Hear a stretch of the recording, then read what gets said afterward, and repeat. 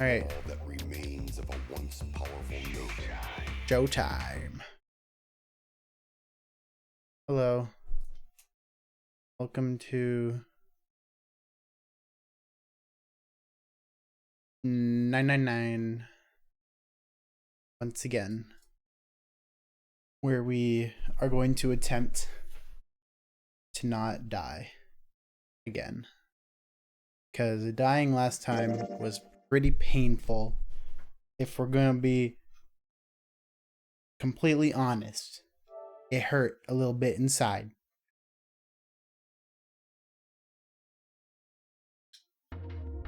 So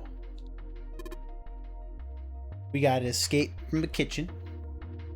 That's what we're gonna do. Countertop. Got a rolling pin and a colander. Nothing useful, in other words. Voucher says appetizer 9, meat dish 10, soup A, and seafood dish F. It's important, I assume. 9 plates look pretty expensive. Good plates for appetizers. Remember, appetizers usually come on square plates. Okay, well, excuse me, princess. Is that a fucking Zelda CDI meme, dude? 1, 2, 3. There's 10 of them. Flip these over, they look like hats. The middle is super deep for a plate. They're soup plates. They're made that way so the soup doesn't spill.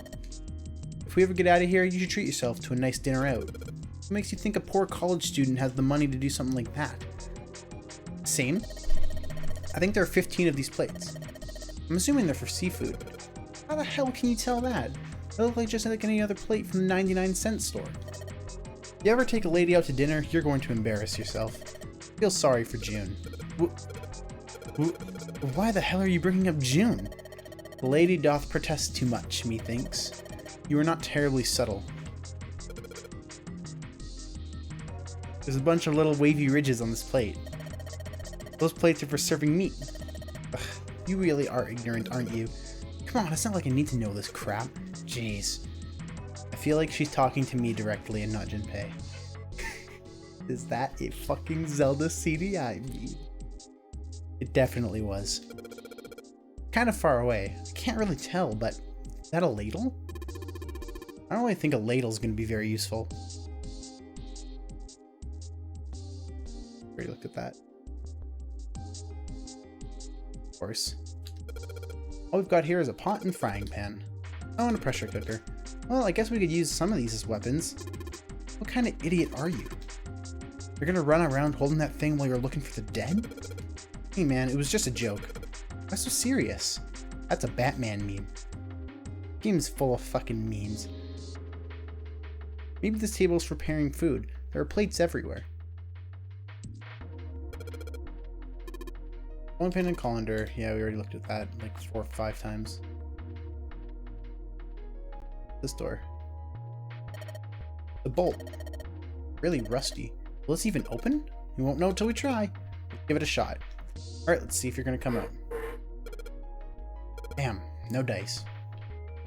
I figured. Hey, there's something behind the cheese. You're right. Why don't we move some of the cheese? Alright guys, time to move it. June and I need to look behind you. Little green bottle back there. Bottle of oil. Oh look, cooking oil. You could probably use this to make something slippery. Like a bolt on a door, perhaps? So much stuff in here. A whole lot of cans. Probably a pantry. Milk in here. Milk in an iron barrel. Judging by the rust, it's probably really old. Maybe we shouldn't open it up. I don't think it'd be a pretty sight. Okay. Ah, this pot looks like it's made out of silver. I bet drinking tea from this pot would be really yummy. Spending a day off with June, drinking tea. Could such a day ever happen for me? Jumpy? Oh, nothing. We don't really need hot water, so we should be moving on. No, I thought the thing under it would actually do something, but it's not. Bolt is rusted in place. It won't budge. Of course, maybe if we put some oil on it. Hey, just a little bit of oil and... Come on, you little son of a bitch. Whoa! Ah, yes, got you, you little bastard. You did it, Jumpy. You're so smart. Oh shit. Junpei walked into the room, a blast of cold air washed over him. Almost instinctively, he folded his arms tight across his chest, doing what he could to conserve body heat. Oh, it's cold in here. What is this place? Are you blind? It's a freezer, Junpei. Come on, bruh. It's a freezer. Santa's teeth had already begun to chatter. Hardly surprising. The freezer was far too cold for someone dressed as he was. Lotus, however, was in an even worse situation. Oh, no way. That's way too cold for me. I'll freeze solid in seconds. Sorry, but I'm afraid I'll have to pass on this one. I'm going to leave the rest to you. And with that, she ran out of the room. Lotus left, June came in. Oh, whoa. It's really cold in here. White puffs of steam hovered in front of their faces as they talked. June had already started to shiver. Hey, you don't need to be in here.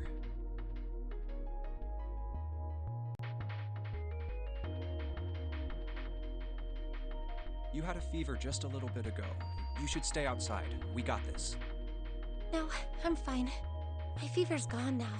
Someone dressed as Santa. Someone dressed as Santa would be okay in a freezer. But Junpei had scarcely opened his mouth Huh? when the thunderous sound of metal upon metal rang out from behind them. In unison, they spun around to find that the door they had only recently come through was closed. Junpei rushed to the door. Why did it suddenly close?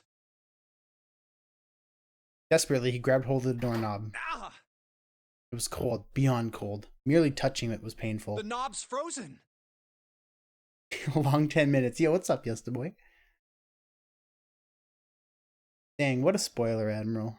But why? They quickly deduced that the pipe next to the door had ruptured. Looks like the pipe next to it broke, and Water released by the rupture had hit the door and frozen instantly. Santa shoved Junpei aside and pounded against the door. Hey, Lotus! You're out there, right? Open the door! She wasted no time in What do you responding. want? What's going on? The door won't open! Try opening it from that side, please! Oh, fine. Like, if you say so. Hold on. Soon they could hear Lotus on the other side of the door. Then the grunting ceased and they could hear light panting as if from exertion. It's no use. It won't budge. You've got more people in there. You figure it out. Yeah, I think this could not be more inconvenient. Oh, God damn it. Maybe more Shakespearean, maybe someday. Santa was shaking like a newborn deer. June was hugging herself and was shivering violently. Even Junpei, with the heaviest clothes of any of them, was clearly feeling the cold. Every breath they took, they could feel the cold working its way deeper and deeper into their bodies. anyway, let's find a way out. If we don't get moving, we're gonna be permanent residents. two heads are better than none. I'm sure we'll figure something out. Yeah, you're right. Let's just take a good look around this room, okay? Newborn reindeer. Right.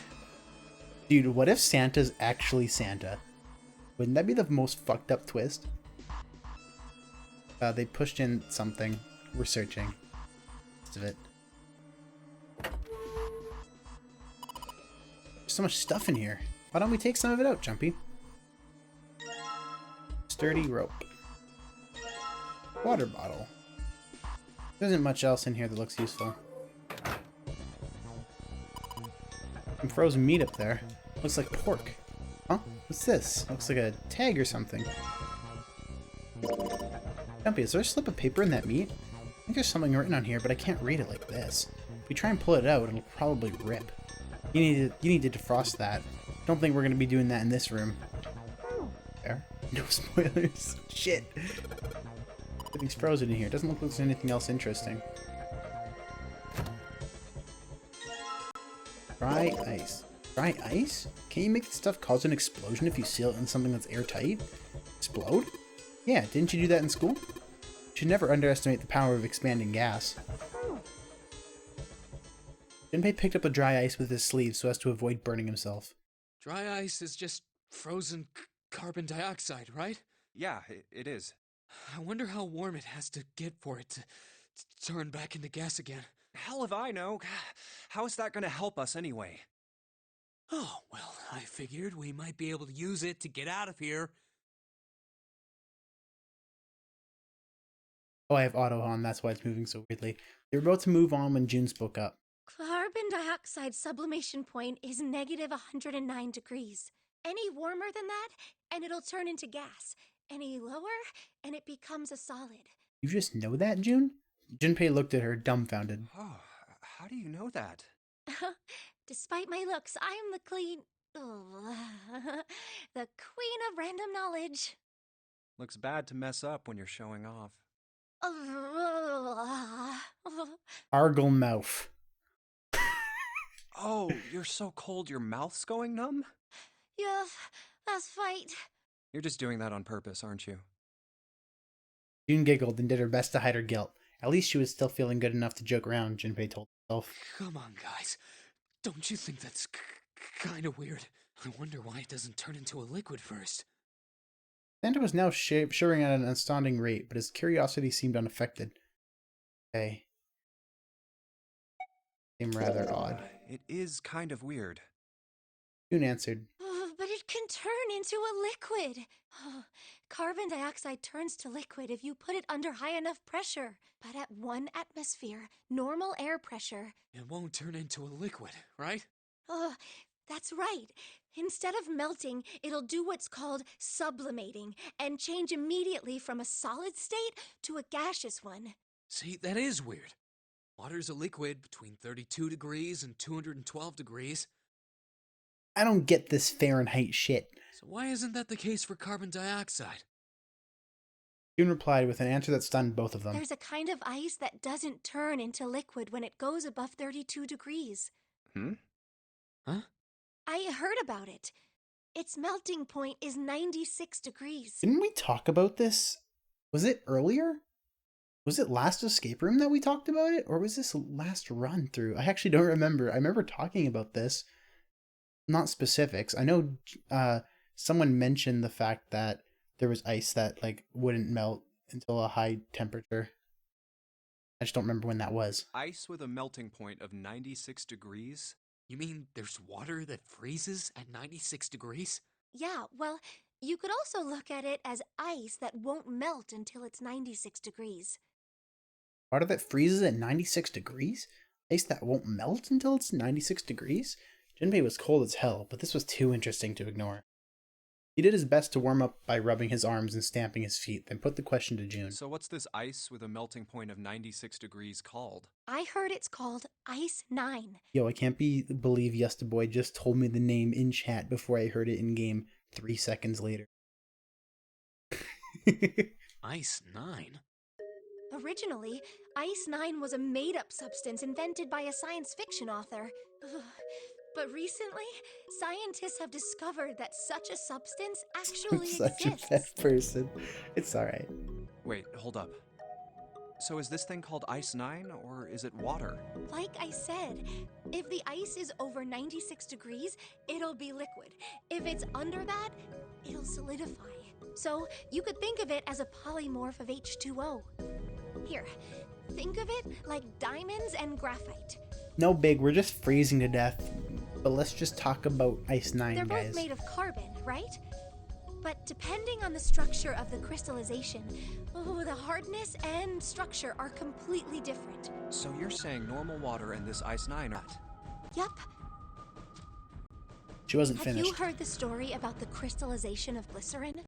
For 150 years after the discovery of glycerin, people cooled it, warmed it. They did all sorts of things to it. But whatever they did, it never crystallized. Yep. It's not cool unless you talk about it while you're in ice. You have to talk about Ice 9 while you're freezing the ice. However, one day in 1920, some glycerin on its way to England by ship was discovered to have crystallized during the trip. Scientists around the world wanted to research this new crystallized form of glycerin and asked for seeds. Oh, a seed is a sample of the original crystallized substance. With a seed crystal, further crystallization of glycerin would be easy. However, something very strange happened. Not only did the glycerin encouraged by seed crystals begin to crystallize, even the samples nearby did, even though they were tightly sealed. It looks like it sucked a spear. You just gotta hit X really fast. And it didn't end there. After that day, it doesn't matter where in the world it is, all glycerin crystallizes naturally when cooled to less than 64 degrees. There was something else that they talked about similar to this. That was last route though. The hell did we talk about? It was some... It was with Seven and Clover. We were talking about something that in like a super isolated, like somewhere like it grew something, and then even in like isolated areas it also... I don't remember what the fuck it was. Before Doesn't that matter. day, no matter how glycerin was cooled, it refused to crystallize. Yeah, it was in the last But route I once did. the crystallization had begun,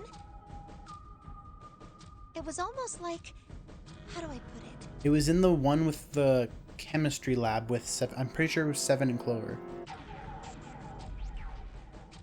It's the one I did last time. It was almost like all the glycerin in the world was communicating.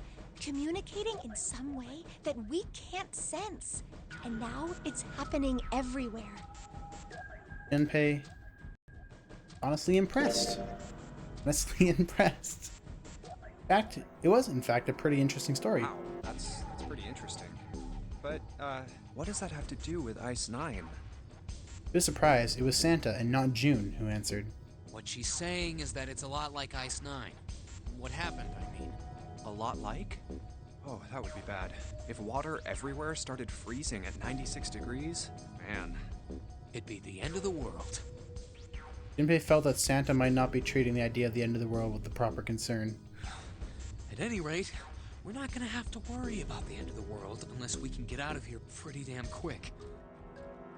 All endings category is 9 hours and 22 minutes. Dang, dude, that's pretty long.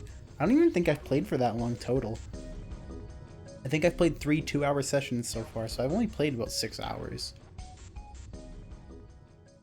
This is at like normal reading pace, not hit X as fast as I possibly can. He was right. Junpei shivered. Alright, guys, I think that's enough of that. I didn't think we'd get quite this far off topic. Whoa. But we can't be screwing around anymore. Thanks mistaken for the host. Seriously. I might go by the name Santa right now, but I didn't grow up in Iceland. Actually, Iceland is very green and has very beautiful greenery and is a very nice place to live. I freaking hate the cold. Greenland that has ice everywhere. So let's Snanta get Claw. cracking, alright? We gotta find a way out of here. Santa stomped off, clearly doing his best to pretend the cold wasn't affecting him. Selfish, isn't he? Still, Santa was right, and it was high time they got back to the search. Ice 9 is interesting and all, but we can discuss it more once we get out of this freezer. Junpei looked at June, nodded, and resumed his search of the room. Water dripping from this pipe. Like when the pipe burst, the water hit the doorknob and froze it in place. Water actually seems almost warm. Warm water flowing from the pipe. Can I not fill the water bottle with the warm water? That be too smart? Hey, Junpei, didn't you find some dry ice earlier? Yeah? Warm water coming out of that pipe. Warm water and dry ice? What do you think would happen if we put that stuff in a sealed container together?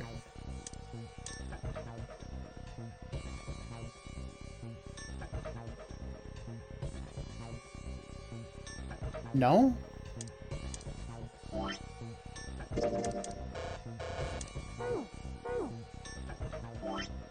Yo, Bill, History of the World's pretty good.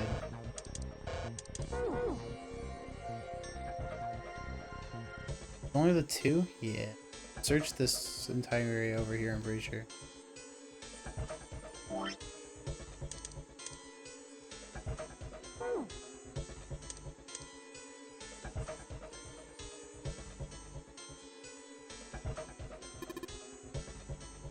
Into the water bottle?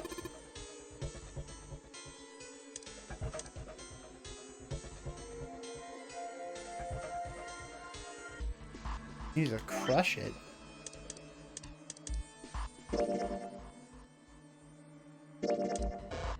Crush it with the dry pork, dude.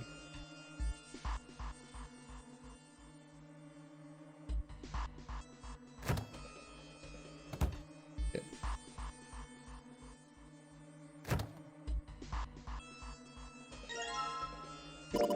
Really hard. It's frozen stiff. Hey, June, can you say that again? What the fuck?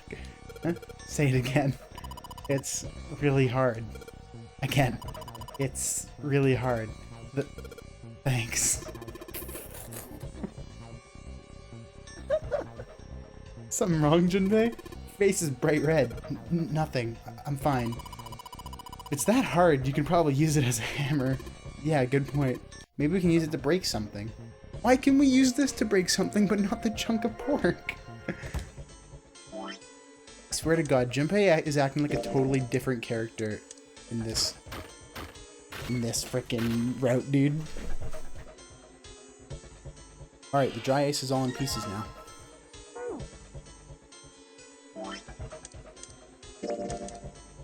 I'm gonna put these pieces of dry ice into the water bottle. Water bottle with dry ice in it. Then can we put warm water in here? Oh, not yet, Junpei. We're gonna get the result we want unless you can hook that bottle to the doorknob somehow. It's gotta explode right next to it. Oh right, it explodes. Just tie a rope on here. Warm water dripped from the ruptured pipe near the Put door. water into the bottle with dry ice, and make sure the lid's closed. Now I just have to put this makeshift bomb on the doorknob. Alright, that's set. So, what do we do now? We just need to give it a little, tap. The bottle's already about to pop. If we just throw a rock or something at it, it'll go off all on its own. A small rock. Huh. Junpei looked down at the floor. Scattered across were pieces of dry ice left over from the larger chunk he'd crushed earlier. Alright, this ought to do the trick. Pulled his sleeve down over his hand to keep from getting burned and grabbed the chunk of dry ice. Ah, some dry ice, huh? Not a bad idea. It was a pretty good size, about as big as a pool ball. Alright guys, stand back. Actually, we should probably hide somewhere. Both Santa and June looked at him with new Where concern. exactly do you expect us to hide, genius? There isn't really anywhere big enough. Yeah, there is. Look, right here. We can hide in there. Junpei pulled open the door to the small cellar. Come on, get inside, quick. Santa and June nodded and jumped down into the hole. Junpei quickly followed. In his hand he could feel the chill of the frozen carbon dioxide even through his sleeve. He tightened his grip, took aim, and prepared to throw. Alright, here I go. 3, Kinda. 4, 5. You're counting the wrong way. Oh, oops. Junpei, I was gonna say, I kinda hope he missed just because I think that would be kinda hilarious. That is a really sad excuse for a joke, man. Sorry, dude. Alright, for real this time. You guys ready? Yes, whenever you're ready. Just throw the damn thing. Alright, here I go. 3, 2, 1. Junpei threw the chunk of dry ice as hard as he could. The same motion, he ducked down to the cellar with Santa and June, just as...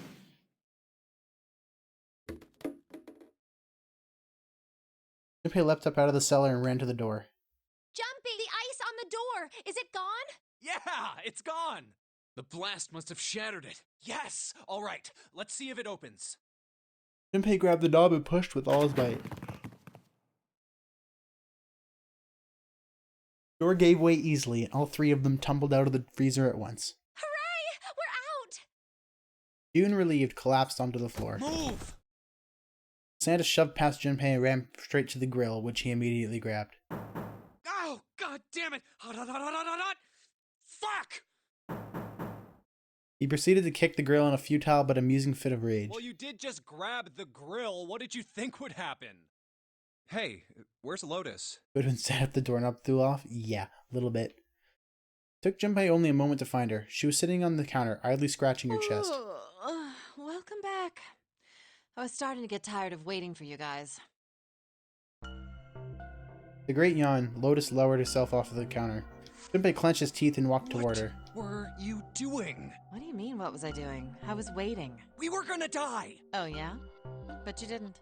So everything worked out all right, didn't What the hell? it? Just kidding. It might not look like it. Whoa. I was really worried.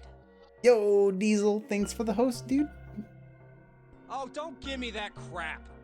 I'm telling the truth. I mean, if you died, then I'd be in trouble too. If you died, then I'd be stuck here, and I'd die too. See? I did all I could. Blah. I even looked around to see if there was anything I could use to pry open the door, but I couldn't find anything. So, all I could do was wait. I mean, what else did you want me to do? Call the cops?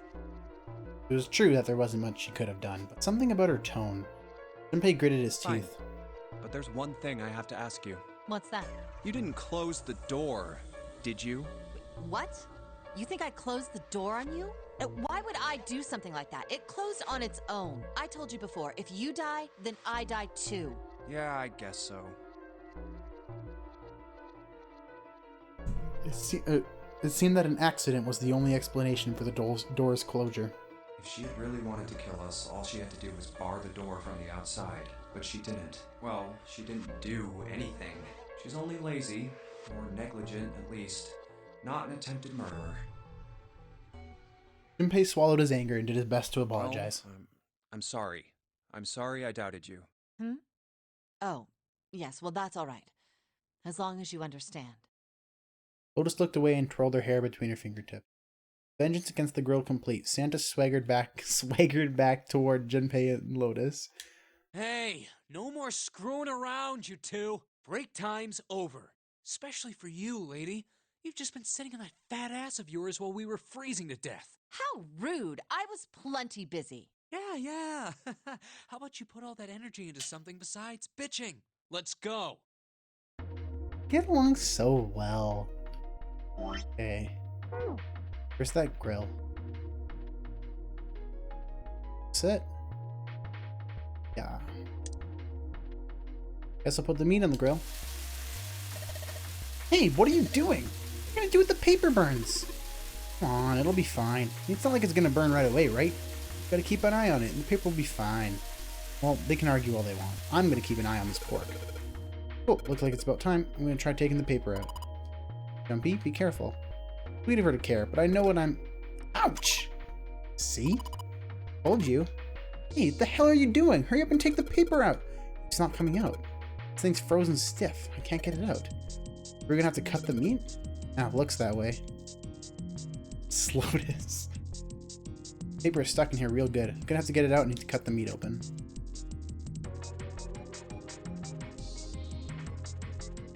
Clear about the buttons. We have not found anything. Oh, that's a lie, actually. I'll try this counter. 910 AF.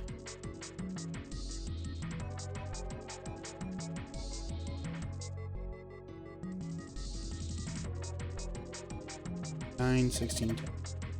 You're using text decimal. Number system goes 8 9 A B C D U.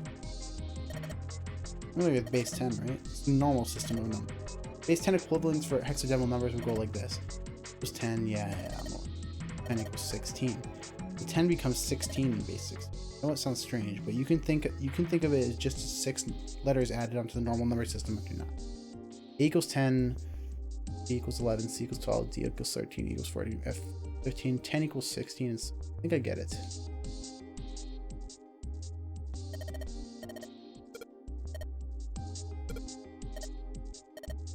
What would a 9 plus F in base 10 be?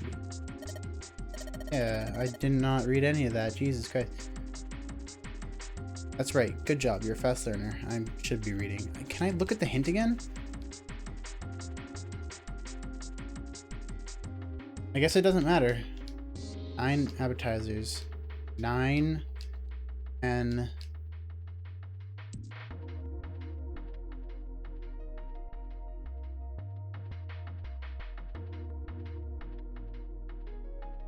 Nine 10 9 AF 10.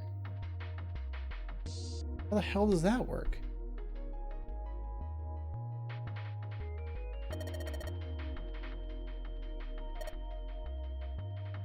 Oh wait. 9 10 So probably it'd be 9, 16, and 15.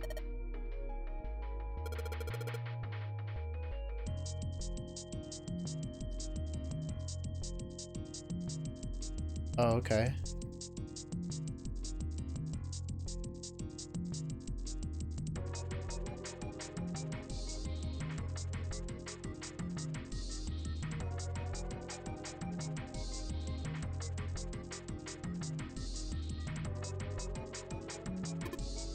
Sink. Still got water in it. A couple plates in here, but I don't think they're gonna help us much. Whetstone? What are you gonna do with that? Shit. Don't tell me you're gonna try and open the card reader. You an idiot? Do that, we'll never get out of here. Oh, yeah, I guess that would be bad, huh? So Whetstone's only gonna be useful if we need to sharpen something. Like a knife, haha. Fuck it, let's sharpen the rolling pin.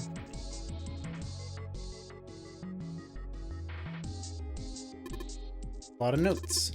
Got a bunch of stuff written on them, but it doesn't look like a code or anything like that.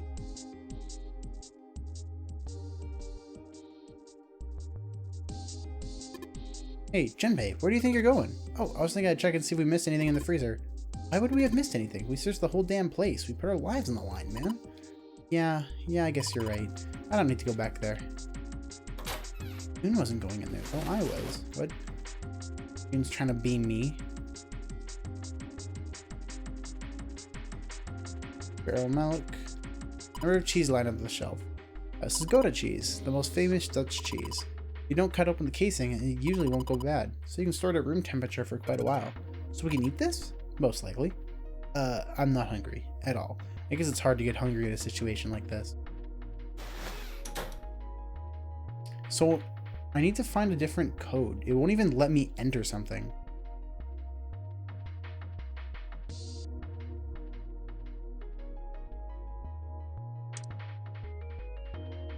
So there's something I missed.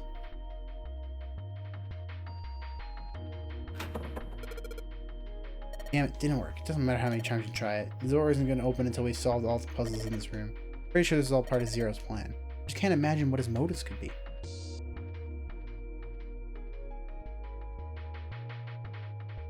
Paper's stuck in here real good. I'm going to get it out and need to cut the meat open. Use the whetstone, dude. Nothing in here. Hey Santa, digging through the trash really suits you. The hell did you just say? Listen, lady, I did you a favor. I knew you'd just piss and moan, so I did it for you. Oh my, I don't recall asking you to do anything. Ugh, I had to throttle you. Excuse me. Does it feel colder in here? I'm going to assume the other trash can, there's nothing inside of it. Well, better than being full of rotten food, I suppose. And bottles of seasoning in here. Only a partition. There's nothing else worth noting here. Frying pan and 2 kinds of pots. Is that an action movie that came out next week? Nah, I heard it was critically panned. I don't know, it's pretty enjoyable with a little pot.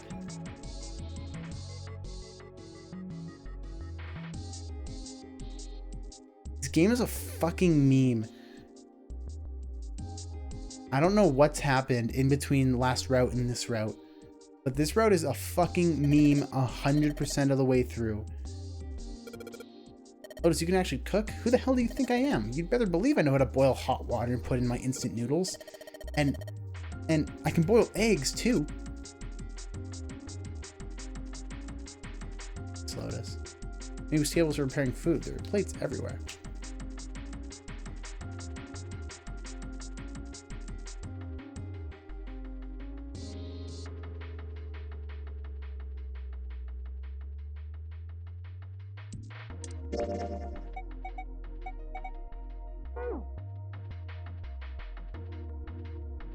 Tank with a pipe coming out of it. Nothing really that special about it. Hey Santa, could you open that door please? The hell? There's no way I could open that thing. Guess you're getting to that age where your eyes start to go, huh? You better watch your mouth, boy, or someone won't live in long enough to see that door open. This has got the two of them on edge. We gotta get out of here and fast. The exit. Big old iron plate over the door. I don't think we can open it. Oh, lights. It's nice to have something finally go our way. Bunch of lights, lighting up the room. Hey, Core. What's going on? Big bucket made of tin. I wonder where this drawer is. See the metal grid on top of the grill? They make it like that so the fat and juices can drip off of the meat while it cooks. Or it seems to be stuck, it won't. Looks like the area under the plate opens up. No, you can't. I already checked. It's sealed shut. I think that's where the coal goes. Of course.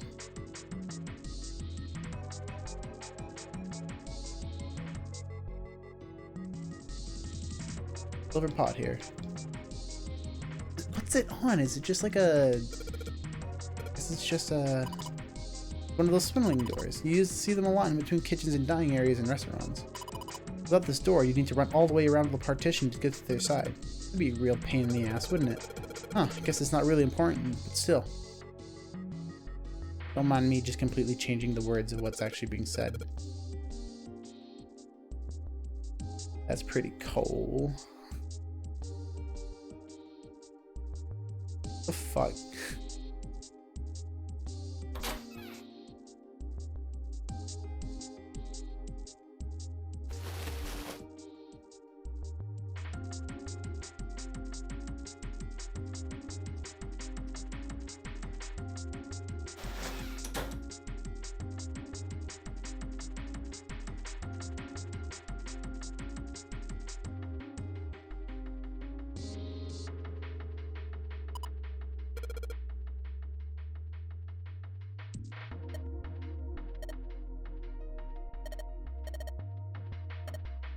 Why are there so many plates?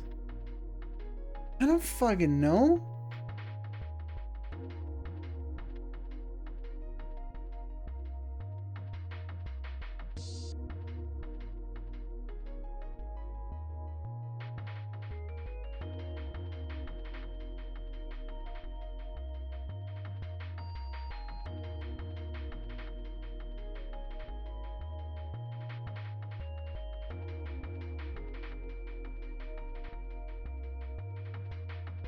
In between the...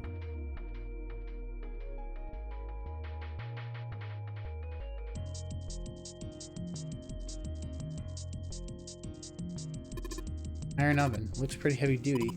Probably industrial quality. Bet you could cook anything with this. Anyway, let's have a look inside. Damn, knew it. It's locked.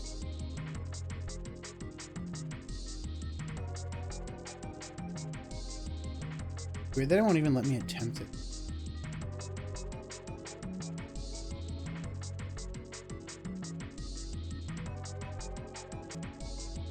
I already did just check this. There's nothing on it. Just that. Tells me it's a well-kept countertop.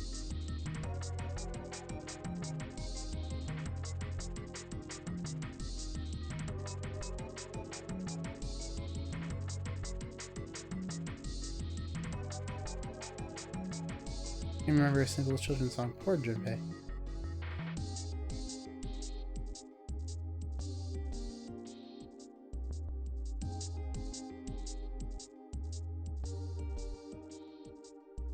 The way we came. This is the door we came in through.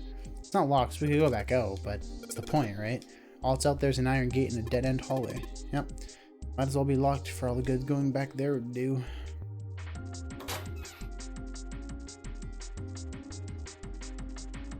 Cheese on this shelf. Sweet. Dude, all this cheese is so sweet. This shelf bothers me because I can open this. I don't think I found anything here, though.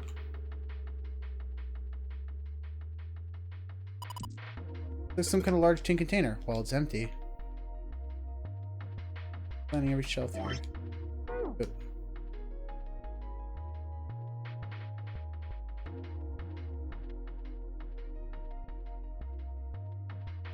Oh, I have to specifically check it. Oh my god. Knife? I thought clicking in its general direction would let me select it, dude.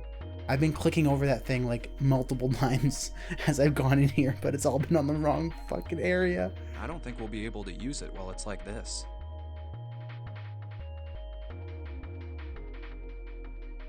It's Oh, futile. something about thought. Something, what? I've seen important, Junpei thought, but it wasn't going to be much use the way it was. Futile. You know, a waste, useless, pointless. Do we gotta really explain what futile Oh. means? Any particular reason you wanted to bring that up? Oh, no reason really. I was just thinking about futility. Huh? Wasn't making much sense. Junpei tried rephrasing his question. Why were you thinking about futility? At last, Well, she it has answered. something to do with the Titanic. The Titanic? Yep. Have you ever heard the story that the sinking of the Titanic was predicted? June, you're friggin' weird. You know Junpei doesn't read books when he doesn't know the word futile. Yeah. Like he was surprised. No, I haven't. No, I haven't. What is it? In 1892, 14 years before the Titanic sank, No, don't you dare put Wix Weeb, Aaron. God damn it. Going on, Aaron? a novel was published. It was called Futility. It was written by an American novelist named Morgan Freeman. Robertson. Oh. The story Robertson. was about a big cruise ship colliding with an iceberg and sinking. Of course, if that was the only similarity, there wouldn't be any reason to mention it. It wasn't, though. The name of the ship, its nationality, course, departure time, size, displacement, maximum speed, number of passengers and crew, the number of lifeboats, even the location of the accident itself, and the cause and the location of the damage. Everything matches the Titanic almost exactly. It was almost as if he'd seen the whole thing happen. But this book was written 14 years before the Titanic sank.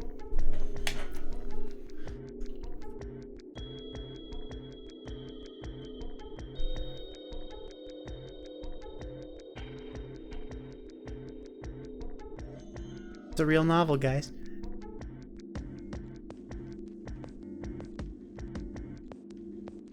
I looked it up. It's real. Shit. But that's not all. It wasn't just futility that predicted the sinking of the Titanic. There were two other similar stories written by a man named William Thomas Stead. Both of them before the accident. One in 1886 and one in 1892. Stead wrote two stories that had striking similarities to the Titanic disaster. In one, two ships collided. Many of the passengers died because there weren't enough lifeboats. In the other, a ship collided with an iceberg and sank. I don't know. I mean, I'll give you that it Instead. seems a little weird, but I'm pretty sure it wasn't too uncommon for ships to hit icebergs back in the day, or even other ships. Right, I knew you'd say that. Hmm? But what if Stead had some sort of special powers? To be more specific, what if he had the ability to do automatic writing? What? Automatic writing? Wait, are you talking about when someone's possessed by a spirit and then they write a bunch of stuff without knowing what they're writing? Yes. What do you mean, yes? Junpei- That stuff's a load of bull. Junpei doesn't know. Junpei doesn't know what the word futile means, but God forbid he fucking knows what automatic writing is. Junpei's like the most relatable, unrelatable main character in the world. Like my title? Thanks, Aaron. I work hard on my titles. But Jumpy, you said you believe in curses. Come on, that's totally different.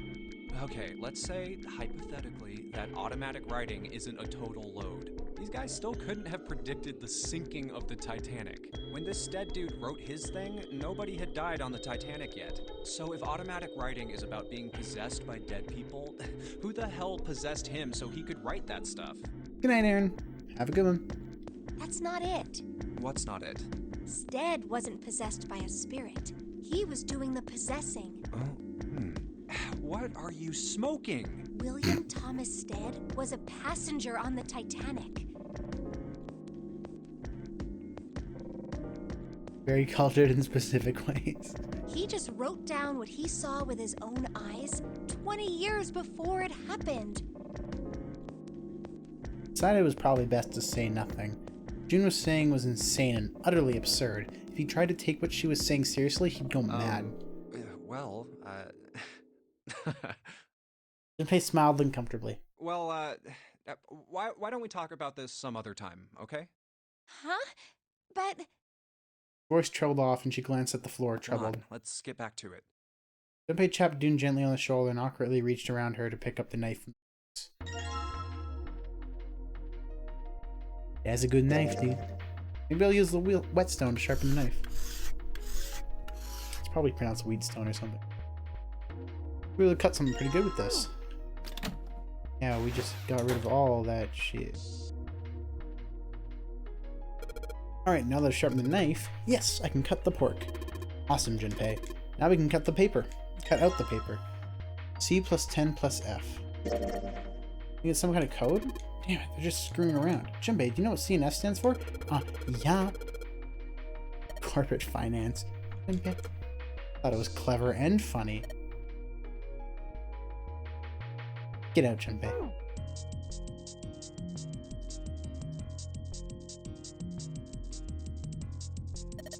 Oh, you're supposed to use to enter the password. Maybe if you put the right number, it'll open the oven door. Junpei, maybe the note you found earlier. Yeah, I know. You know how to enter those numbers? E is for enter and C is for clearing. So basically, when I'm ready to submit an answer, I press E. Otherwise, just scrub up, press C, right? Alright, let's give it a shot. So C should be...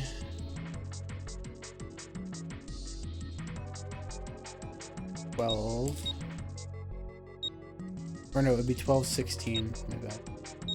12, 16. F is 50.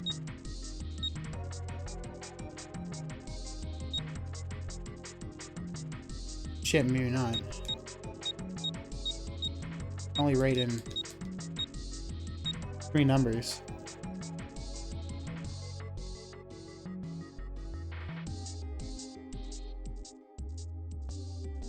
Imagine if it was 420. Fuck. Huh? This is weird. Hey, you're just punching in random numbers, aren't you? Maybe you should just enter it like it said in the hint. Ah, shut up. Just shut up.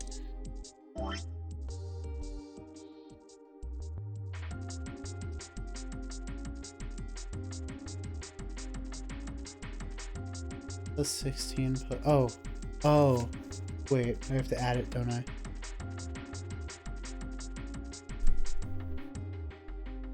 Plus 16 plus 15. 31. 12 is 43, but I still don't...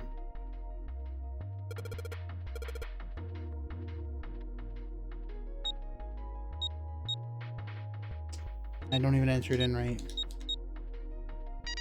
Oh, it worked. Cool. Sounds like metal is falling. Guess that went well. Yeah, the door opened. Good job, Jumpy. Pattern keycard.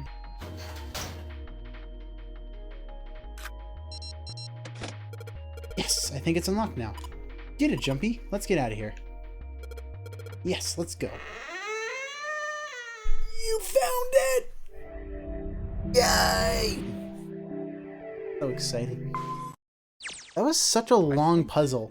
We've been here before. Like, holy shit, that took us 50 minutes. Crazy. I think we've been here before. Oh, wait, no, Junpei already. Metal grate stretched from wall to wall. Beyond it were 2 elevators and the entrance to the kitchen. The elevators are over there, so that means... We went into the kitchen through that door and came out on this side. that means the map was right. Looks like. Then let's use it to plan our next move. Next move? Yeah, we need to decide where to go from here, don't we? He's right. Let's start it. From the looks of it, there are 4 possible routes. Let's just keep it simple and call them A, B, C, and D. First, A and B. They both seem to connect to a room that looks L-shaped. Yeah, there were 2 doors. But they were both locked. We couldn't open them. Now, route C. I think those were the doors that went to... Baccarat room. This goes all the way to the main staircase. Maybe I'm wrong. That means it's door 5, one of the numbered doors. Or the casino one. I really don't remember it. Oh no, those are the same ones. It was definitely And the do you Baccarat think room. we would meet up with the other 4 after this hallway? No, I don't think we will. Why not? Look, there by the stairs. See how the gate is open? When we went into the kitchen, it was closed, but it's open now. What do you think that means? They opened it. Most likely. And if we take Route C, we're going backwards. That would be pointless. Then that means... All four looked at the map. Route D. I looked at the staircase. Its lazy curve leading down deeper into the ship. Route D then. D it is. Yep. Then we're set. They jogged down the stairs until they reached the sea deck. Everything looks okay here. Let's check the next deck just to be sure. Yeah, just like I thought. D-Deck is totally underwater. I've been up for about 52 minutes. Rhythm. Downtime. Just like the bottom of the central staircase. All I've really done since last time was finish the kitchen puzzle. That's all I've done. I just got out of it. It took a very At long least time. the water level hasn't really changed. Small comfort. May as well head back to C-Deck. What else is here? There are 2 elevators over there at the top of the stairs, just like the floor above. Hold on. These are kind of different. See? There's a card reader on the side. Another strange mark. Mercury in it. Hey, look! It's Lotus's symbol! She's right in front of you, Junpei! What the fuck? Huh? See? It's the woman's symbol with horns on it. That seems like... Oh, ouch, ouch, ouch, ouch, ouch, ouch! What the fuck did you expect, you idiot? Lotus had taken hold of Junpei's hair. She began to shake him violently, and he thought he heard a low growl coming from her throat. What was that about the mark again? Jesus Christ, you're so stupid, Junpei. Oh my god. When he's done Mega Man switch to Mario. Mario's dope though. Yo, Mega Man 11. I haven't played any. I've only played 2. Haha. Nothing. I'm bad at Mega Man, so I don't play Mega Man. Such violence. Junpei began to wonder if she was not the devil itself. Dude, you literally, you deserve that in all, like, what the fuck? You can't be like, wow, what a bitch. You deserve that, dude. What the hell? With an uncomfortable smile, June spoke up. This is a Mercury symbol. Oh, it was Mercury. Horns symbolize the wings on Hermes' staff. Junpei's oblivious. Dude, like, I don't know what his problem is. Hermes herpes, whatever.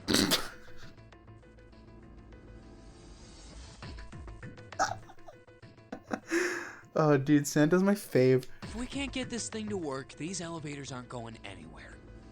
In other words, we need a key card with the Mercury symbol on it. Probably. That takes us And to I the guess door, we can't too? get on then. Let's just disregard the elevators for now. How about this hallway on the left? Whoa, there's so many doors. Oh, they weren't sure how many, but certainly enough to be discouraging. Damn it. If we try and search all these, the sun's gonna go down before we've done half of them.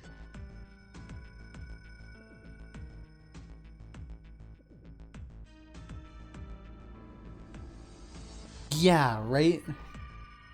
Anyone die yet? The 9th man died like 10 minutes into the game. I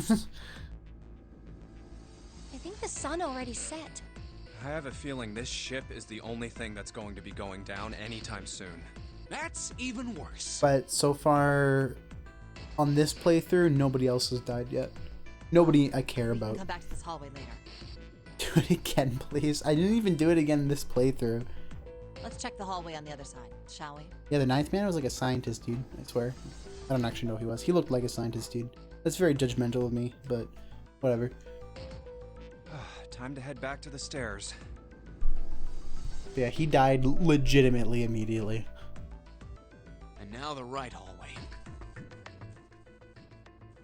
This is my second go through. I already finished the game once and I got a shitty ending. I got it literally as soon as it happened, it was like bad end and it took me back to the main menu. So I'm doing it again with a different route to get a different ending. Quickly they headed into it. The axe ending, yeah, was not a great ending. Over-axed me a fucking question, dude. It was approximately the same size as the alcove in front of the stairs. If you're talking about like YouTube links for like stuff, I have all my playthroughs so far highlighted on my channel in a folder, like on my Twitch channel.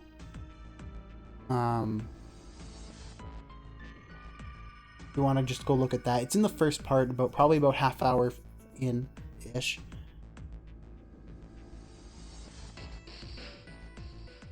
Next ending's lit. Dude, it was pretty lit getting fucking chopped to death. The hallway led toward the stern, and its end set was a set of double doors. There are doors here too. Well, I guess it's just 4 this time. Let's open them. All right, let's start with this one.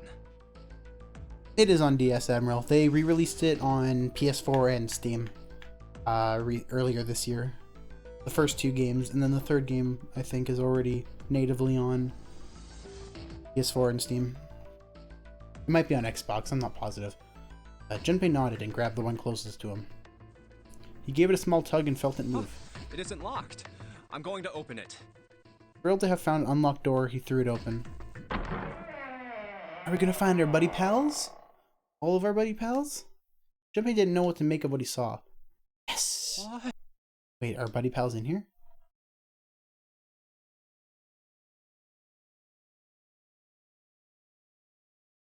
He simply stood unable to speak. I don't know. I don't think I'd be able to play the game without voice acting now that I've had it. Voice acting is pretty good.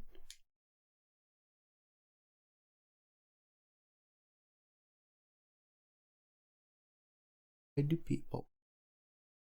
Wait, I wasn't looking. Simply stood unable to speak. The others simply stared, open mouthed. After a few long moments, Santa managed to speak. What the hell is this? This place is huge. Massive room stretched out in front of them, more a cavern than a room. Its vastness was oppressive, and it bore down on the 4 companions. It was not empty, however. The entire room was filled with lines upon lines of beds. Oh, there are beds everywhere. Just yeah, I'm about to hit the... I'll be able to skip some more text soon.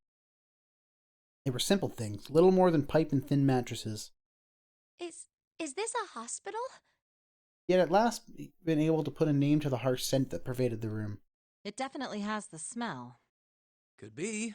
I see medicine cabinets and surgical tools. Hey, look there. The 4 doors at the end. 3 of them were emblazoned with large single-digit numbers made with thick red paint. The left door says 3. The second door is blank, but the third has a 7. And the rightmost door is 8. There's no doubt. They're numbered doors. Why is the second door blank? That Because seems kind of strange. it loops don't you back think? around. No point worrying about it right now. Let's see if these will open first. Yes, that sounds like a good plan. Jim headed toward the doors, weaving his way between the beds. You know what the fact that this is a branch point means? Is that Snake is destined to die. Fuck. Hoping there'd be a way to circumvent that. In fact, bracket numbered doors, end bracket.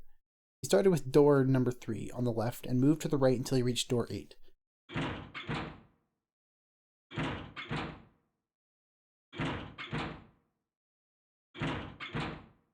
Oh, it's no use.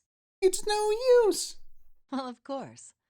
If it was that easy to open these doors, what would be the point of the notary game? We have to activate the red, or the numbered doors won't... Wait a minute. What's wrong? Look, the display on the red. There's nothing on it. Huh? Don't you remember? The red at the central staircase? If no one was inside, it said vacant. Oh yeah, you're right. Bracket vacant, end bracket. But this one, There's nothing on it. right? I wonder if it's broken. Only one way to find out.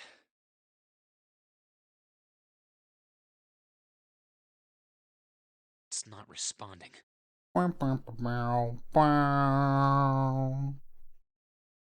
All 4 took turns placing their hands over the red, but it refused to respond. They pulled at the lever, and still it did nothing. As they soon discovered, it wasn't only the red for door 8 that was behaving strangely. How about the red on door 7? And door 3? None of them are working. What does it mean?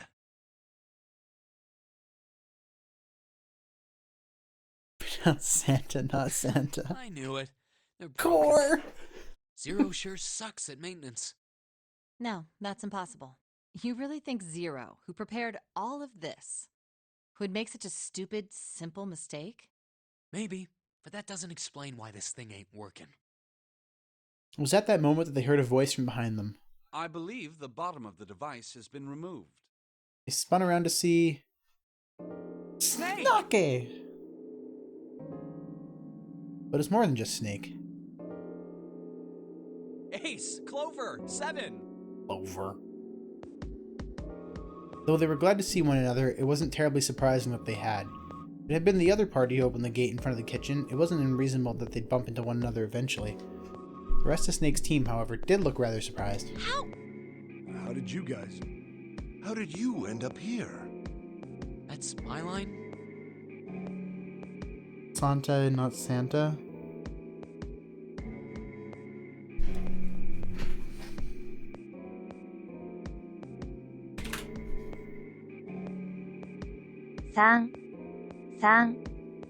No, that's San. I guess maybe it's... 日本語で遊ぼう。Okay, 1、stop. 3、3。It might be... It might... Fuck, I don't care. Screw you guys. I'm saying it how I want. Exchange information. I'm pretty sure he said Japanese, not Chinese. I'm pretty sure it's... I don't know. I don't think it makes a difference. It's probably pronounced the same way. Don't care. It's funnier if it's Santa, okay? And you know what? You know what? And you know what? He pronounces it... The dub actors pronounce it Santa too. So you know what? Heck to all of you. Pronounce Snake, not Snake. That's how I pronounced it.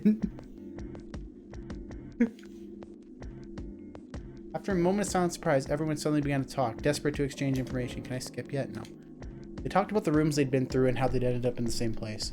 Of course, none of it was very useful information, but that hardly mattered. They were happy to simply see one another again. Although the level of cheer varied greatly from person to person, each one of them was wearing some manner of a smile. Almost as though they had already forgotten about the death of the ninth man. Oh, thought Junpei, perhaps that wasn't it. Perhaps thoughts of his death were what drove them to smile at one another. Not in a morbid or hateful way, no. The ninth man had died. They were still alive, and that was something to be happy. Sort of simple, uncomplicated joy, Junpei thought. The joy of being alive. Still alive. He felt sorry for the ninth man, but more than anything, Junpei was happy to be alive. Okay, I should be able to skip now. There you have it. Our half of the story. Frick.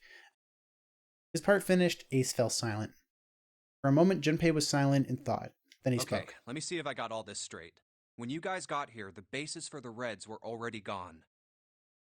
And you looked all over this room, but you couldn't find anything.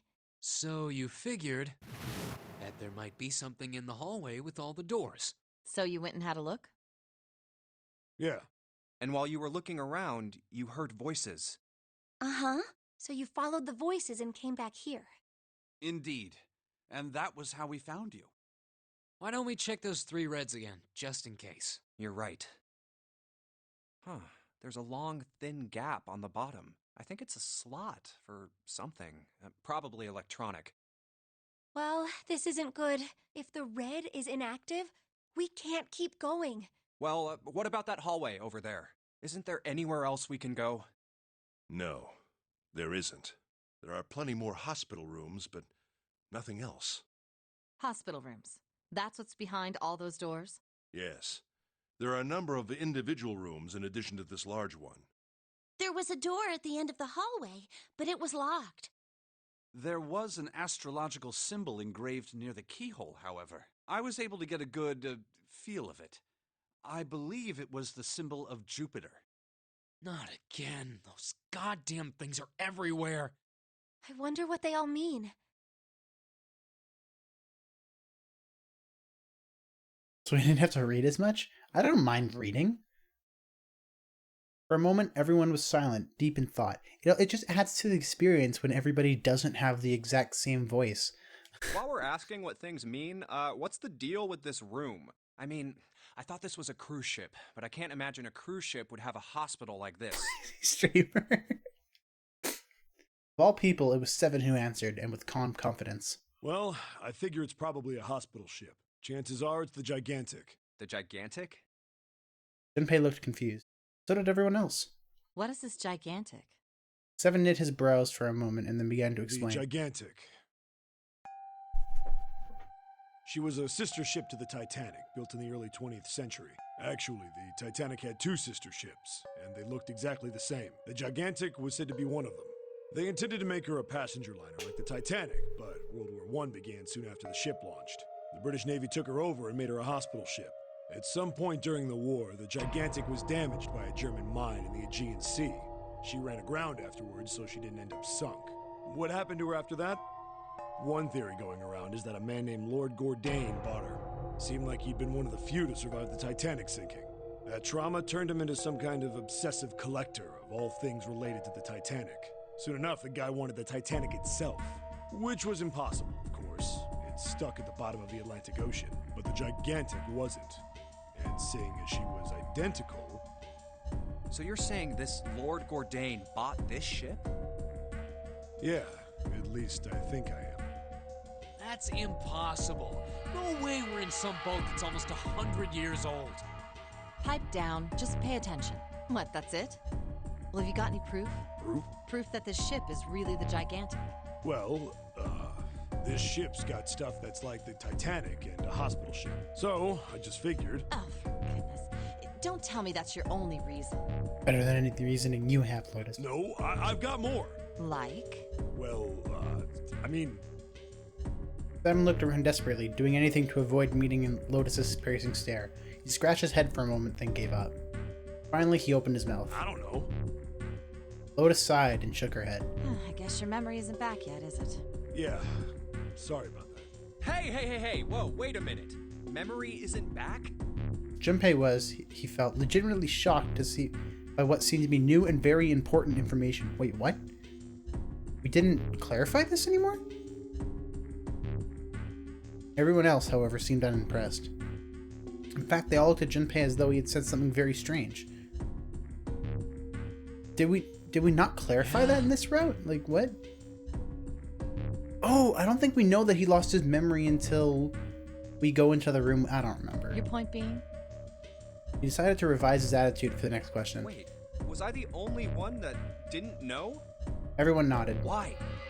Oh, yeah, I guess I didn't tell you, huh? I told the rest of them before we ran into you on the stairs. I told them I couldn't remember a damn thing from before I woke up. What? And almost as if to save Junpei from further embarrassment.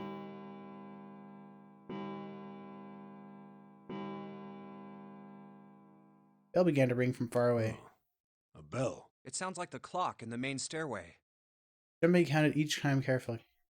10, 11, 12. 12. 12. It's midnight. Then we've still got 6 hours left, right? We don't have any time to screw around. Let's get going.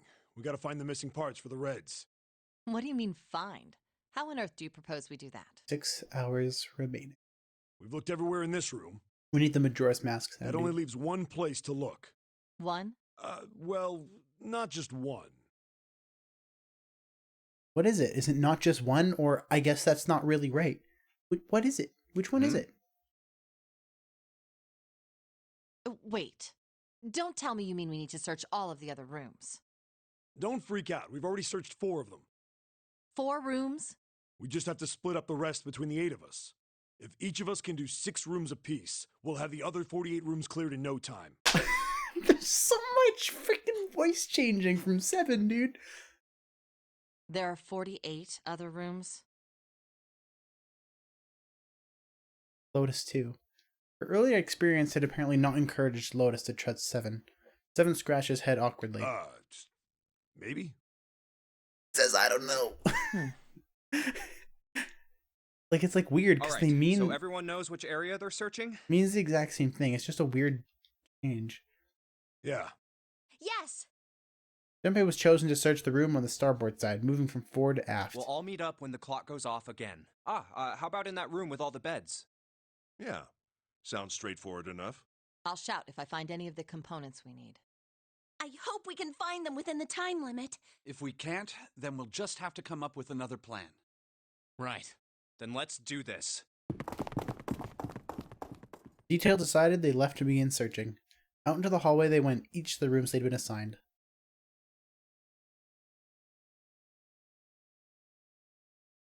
Okay, now I should be able to skip. There we go.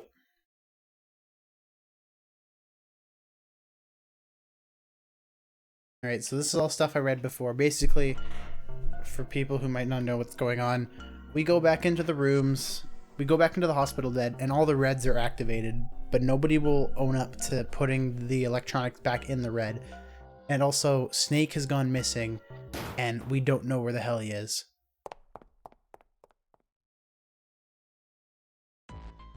We go looking for him, but we can't find him.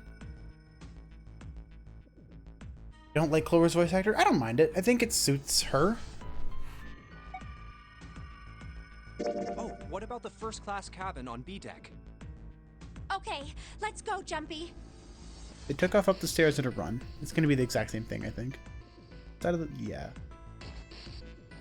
Leave her alone.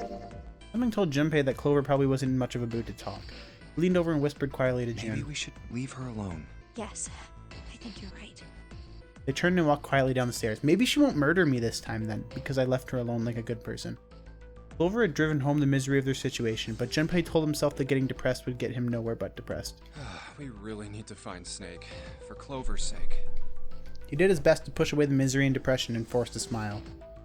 So, where do you think we should go I'm gonna get a bad end, probably. Hey, why don't we go back to C deck? We can take a look at that hallway with all the rooms. Okay, let's get going then. Together they ran down the stairs. Oh, it's A. Heading them farther down the hallway, they spotted ACI. Why don't we just leave this area to Ace? We can go somewhere else. I don't mind, but where? Well, let's see. Let's go take a look around the casino. Okay, let's... Quickened their pace and headed for B deck. Before they knew it, they were there. So was Lotus. She was leaning against the wall, examining her nails. What do you think you're doing? Whatever. No, that's all right. Let's go, June. Junpei tugged June's arm and led her quickly back towards the stairs. Was that okay? You don't think we should have listened to her? No, I've got a pretty good idea what her proposal would have been. We should be looking for Snake. Huh. Well, where should we go next? There's really nowhere. Hey, Yeah. why don't we go back to the big hospital? Santa! Junpei turned around and walked away from I Santa. doubt you'd learn anything from him anyway. I'm being really rude. No, nothing. Let's go, June. Junpei took June and left the large hospital room. Where they go next? Why don't we go check out the first-class cabin? All right, let's go. One of the people murderers? It's not confirmed. It's likely. No one's here. Maybe we'll have more luck somewhere else. But where? Hey, why don't we can take a look at that hallway with all the... Okay, let's... Together they ran down the stairs. Oh, nobody's here. Snake, of course, was nowhere to be Let's look found. somewhere else. But where? Let's go take a look around the casino. Okay, let's... Ian saw, kinda. You're not far off. I don't think anyone is here. What next? Let's go take a look. Okay. I don't know why I'm going back to the casino. I was just there. Let's Yeah, nothing's good. Let's go take a look. I didn't mean to do that. Let's head back to the large... All right. Yeah, we're done.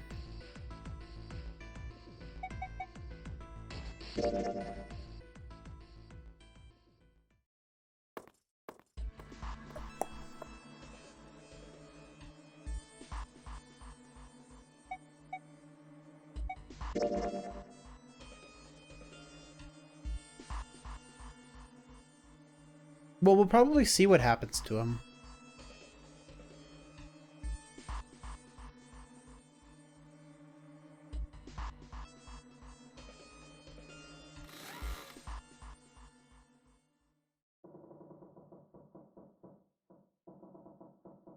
Oh, why? Fair.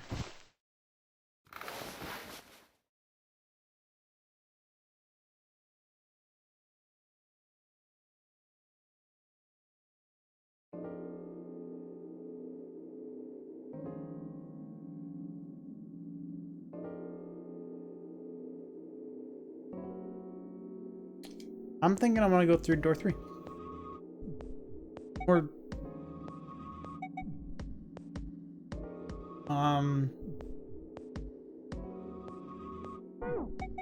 no, I'm gonna go through door 8. I think I'm gonna go with door 8. He gave himself a fuck. I remember what the hell it's called, a septic or something. He gave himself basically to knock him out. Because they had to leave one person behind because not everybody could go through the doors. They had to leave at least one person behind, and he volunteered to stay behind, but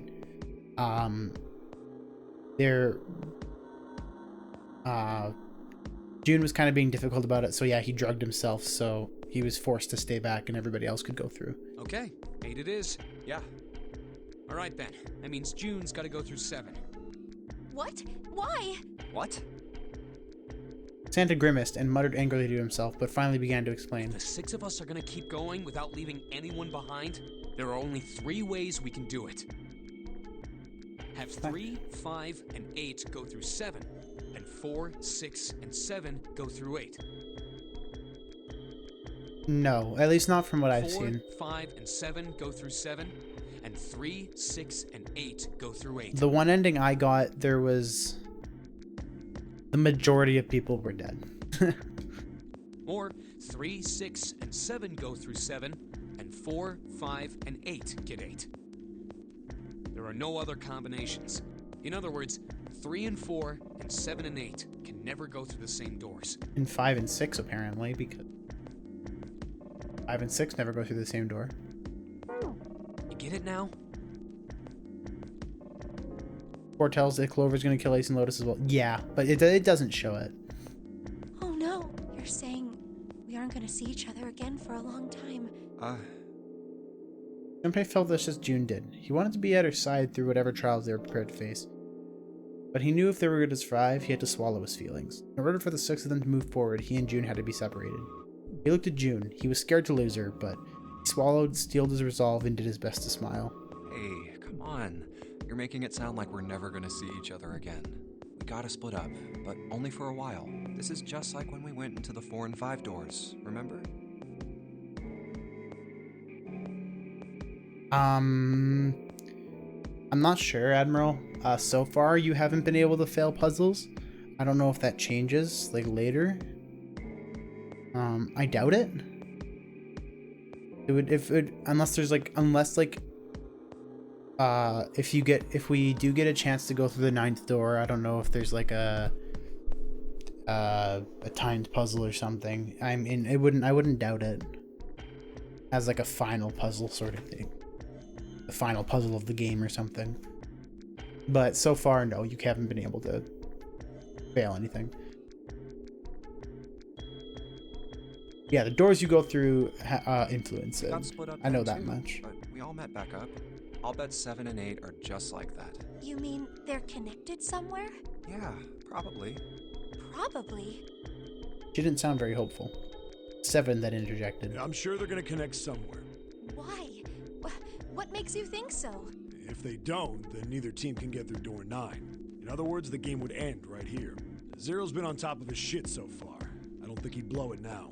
I'm damn sure that son of a bitch wants to have his fun as long as possible. He's not gonna end this game until we get through the 9 door. June said nothing. Tears were gone, but her eyes were still sad as he looked at Junpei. He met them, and with what reassurance he could manage, laid his hand gently on her shoulder. Everything's gonna be fine. We're gonna see each other again. I promise. June bit her lip and gave him an almost imperceptible nod. Yes. Promise? Santa's voice shattered the moment. You guys are done, right? He stretched and continued. Anyway, that's pretty much it. Clover and I will both go into separate groups. I figure I'll take 7 and Clover can take 8. Any problems with that, Clover? Go with Clover, fuck! Whatever. Why am I always stuck with Clover? She killed me. I don't want to be around her. It was more of a dismissal than an agreement, but Santa didn't seem to care. All right, we're ready to go then. Let's move. At Santa's command, the group split and headed for their respective doors. So who am I with? Clover and Ace? Again? Santa 7 and June. Oh, Ace and Lotus, probably. Clover, Lotus, and... Oh, wait. Ace is knocked out. I'm stupid. Clover, Lotus, and Junpei headed for door 8. For a long moment, they stood in front of the door. Then, Lotus laid her hand against her chest and turned to Junpei and Clover. Are you ready? Yeah. Okay. Then shall we go?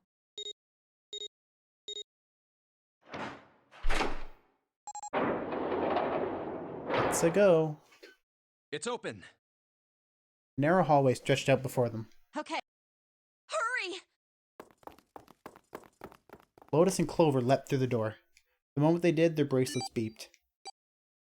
Detonators in the bracelets had been activated. Junpei stepped forward to follow them, but as he was about to step over the threshold, he stopped. He looked to his left, toward door 7. June stood there, a mirror image of Junpei. She turned and looked toward him. Their eyes met. Jumpy. They nodded. Their farewell took almost 1.5 seconds. What the hell are you doing? And someone took hold of Junpei's arms and hauled him bodily through the door.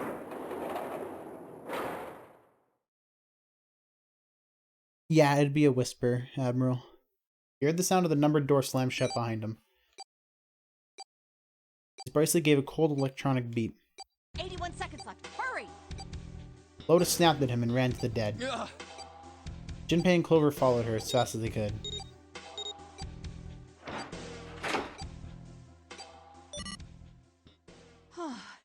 It stopped. With a shaking hand, she wiped a few beads of sweat off from her forehead. Clover, however, was calm, aloof perhaps. Pointless. She muttered to herself without emotion and began to walk down the hallway, leaving behind a confused Junpei and Lotus. Lotus watched the girl receding back with a mix of frustration and curiosity. What an unpleasant girl. Yeah, they only had 80 seconds left. I bet she's Close. not very popular with the boys. Haha, Lotus is not like her brother's dead. Haha. Am I right, guys? Haha. God damn it, Lotus. Maybe pairing these two together was a mistake. Yep. Too late now. I better catch up to them. After taking a moment to catch his breath, Junpei followed. Oh, it's a dead end. The hallway made a number of turns before at last coming to a There's dead a door on end. the left, though. For a few minutes, they stood in front of the door examining it. Above the door was a plate with the word laboratory engraved on it. Laboratory? Huh. Oh, that doesn't sound very pleasant. I don't like the look of this place. Me either. But there aren't any other doors. It's not like we have a lot of choices.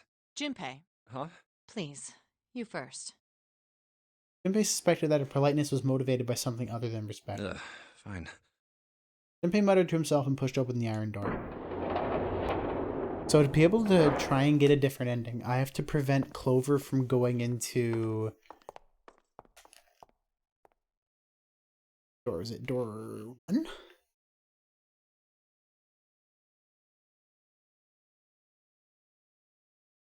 I remember what door I think I went to. No, it was door 6, I think.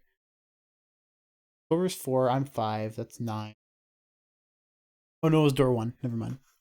So Clover can't go into door 1. Because then if she goes into door 1, she'll get the axe again. So hopefully that works out. His first steps inside were tentative and careful, but as they examined the room, it became clear that there was no imminent danger. Yes, do not let Clover into door 1. Yeah, hopefully these 10 minutes won't last the same lengths as the last 10 minutes. Clover brought up the rear, something about Lotus followed him. The room they found themselves in was divided into 2 separate areas by a curved wall. A thick glass window built into that wall made it possible to see to the other side of the division. No, I think the window looks into another room. Maybe it's for monitoring something.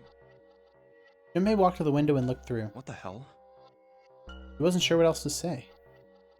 Oh man, another robot? In the center of a room shaped like a quarter circle, a mannequin lay on what looked like a medical exam table. Looks so creepy. Junpei jumped a little. He hadn't noticed Lotus come up next It's to kind him. of like that doll is waiting for surgery. This is a laboratory, right? I'd say it's more like it's waiting to be experimented on. Ooh, It's creepy either way. Don't think that thing's gonna suddenly sit up or something, do you? Well, I don't know. I mean, look at all those cables sticking out of it. If we press the wrong button, I don't know. Stop it. Just thinking about it is terrifying. She was gripping her arms, the knuckles on her hands white. Wait, where's Clover? She was still standing near the entrance of the room. Her face had the appearance of calm, but it was drawn and somehow sad. What is she? There was something almost pitiful about her.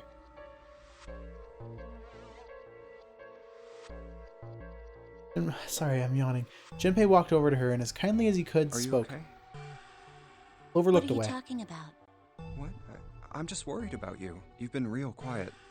What? I can't be quiet if I want to? Well, I mean, of course you can. I just... Okay then. If I can be quiet if I want, just leave me alone, okay?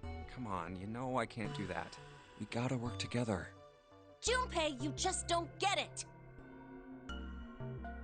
Okay. Her cry took Junpei by surprise, and he stumbled backwards a few steps, alarmed. My brother's not the kind of person who'd just leave me behind! Something happened to him! Something bad. Yeah. Junpei had nothing to say. Lotus, jolted from her mannequin nightmares by Clover's voice, turned toward them. What? Bad end. Yeah, dude, Lotus is gonna... Clover's gonna kill us again. Look, just don't bother me, okay? Leave me alone. Finished, she turned around. Before Junpei or Lotus could say anything, Clover had begun to walk quietly away. Quickly away. Clover! Hold on! That way is... I told you to leave me alone! Might as well have been talking to a wall for all the notice she took of his cries. Not even slowing down, she made for a doorway cut in the wall in front of her. Without even slowing down, she passed through the doorway. Clover, watch out above you! Without warning, an iron gate fell from the ceiling like a What's going on here? porculus, sealing Clover in. Clover grabbed hold of the iron bars and shook them as hard as she could. I'll get it open. Crying out. You'll never do it on your own. Junpei grabbed the bars and pulled. In a moment, Lotus joined them. Three of them pulled as hard as they could, but... Damn it! It's not moving. Wait! Are you gonna give up? Just like that? No, I'm not giving up. This has got to be another one of Zero's puzzles. If it is, then there's gotta be a way to open it. Just what I was thinking. Now Junpei all we nodded. gotta do is find it. Lotus and I can look around out here. Clover, you're gonna have to see if you can find anything in there. Oh, yes, I'm on it.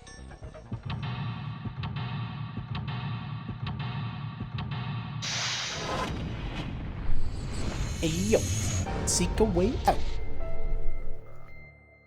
Let's go. Okay.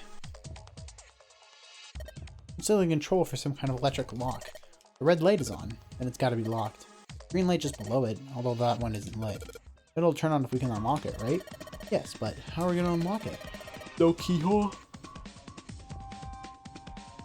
Alright, there's no keyhole, no card reader, and no keyboard for putting in a password. I have no idea. Looks like I can control for an electric door lock. The red light in the display, that means it's locked. We can get that light to turn green, then maybe we can get Clover back. This is a keyhole. Looks like a keyhole for the activation key. No Ghost Trick? I've never played Ghost Trick. I do want to play Ghost Trick at some point though. I think this thing's supposed to power that machine in the other room. Well, it doesn't appear to be doing that. Wonder how we're supposed to turn it on. This is a really old type of keyboard. Bet you it's not even QWERTY.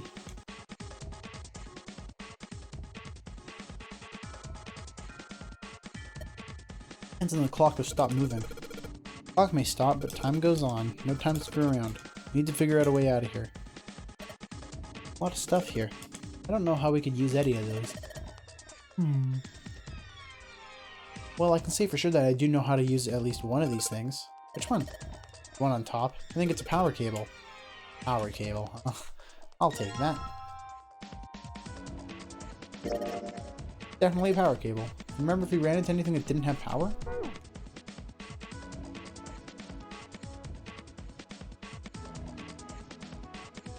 Flap this probably. Monitor doesn't have a power cable, so on one end of this cable needs to be connected to the monitor. The other end needs to plug in under the desk. Alright, let's just slip you in. Huh? Shoot, I can't use this. What's wrong? This cable has 3 prongs, but the socket only has 2 holes. It's not going to fit, is what I'm saying. In other words, we're going to need a plug to change the power cable to one with 2 prongs. Right. Of course.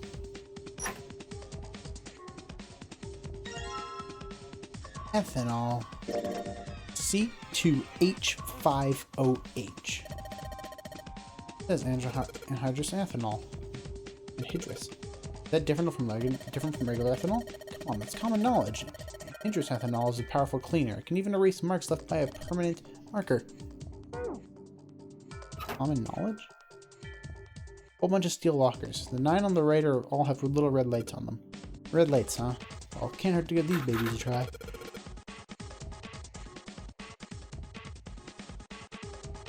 Yep, just as I thought. Locked tight, all 9 of them. Of course, 9. I wonder if there's anything important in there. These lockers are a little larger than the ones on top. Let's see if there's anything useful in here. And no, nothing. Full of vertical arteries, there aren't anything useful in them. Cardboard boxes. There's some papers and stuff in them. And the boxes look quite full. Something about experiments, but it gets really technical and stuff. I don't really get it.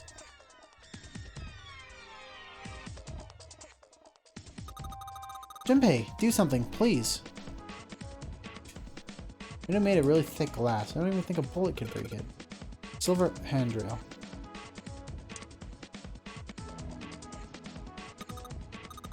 Quick, figure out how I'm gonna get out of here. Okay, I thought I could maybe out.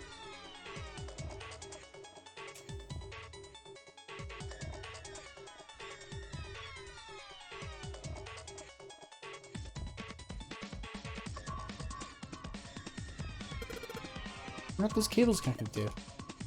Okay, one side of this thing is in the room with us. The other side extends in the laboratory where Clover is. In other words, the console in front of us is connected to the device in the laboratory. 2 levers here. Do you think they activate something? Well, why don't you move one? Alright, I'll give it a try. Nope, doesn't look like anything's happened.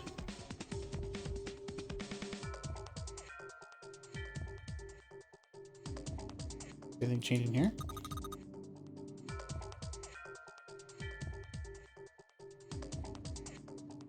That's all there is. Mouse.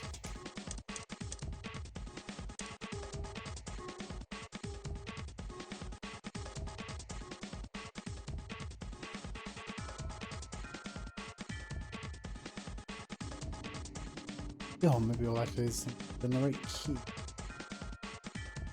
Power distribution board and the control panel. They're not working at the moment. That's pretty old-fashioned.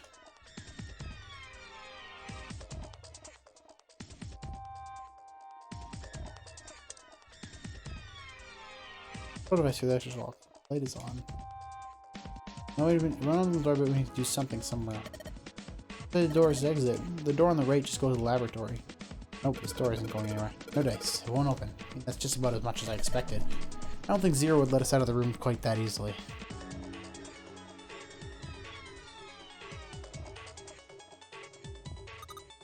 I don't know what kind of table this is, but its part's all black. There's a pen lying over here. I think someone probably used it to make the table black. They only used the pen on one part of it. There's probably something underneath all that pen. Over, do you think you can erase it? Yeah, sure. Oh, this is a permanent marker. Junpei, do you know how to erase ink from a permanent marker? Erasing from a permanent marker, huh? Give me just a minute, Clover. I'll be right back. Let's get rid of that. Hand it over to Clover through the bars. Clover, use this ethanol. You should be able to wipe off that permanent ink with it. What am I gonna wipe with? Oh, well, your clothes, of course. Haha, kidding, just kidding. Please don't look at me like that. You're scaring me.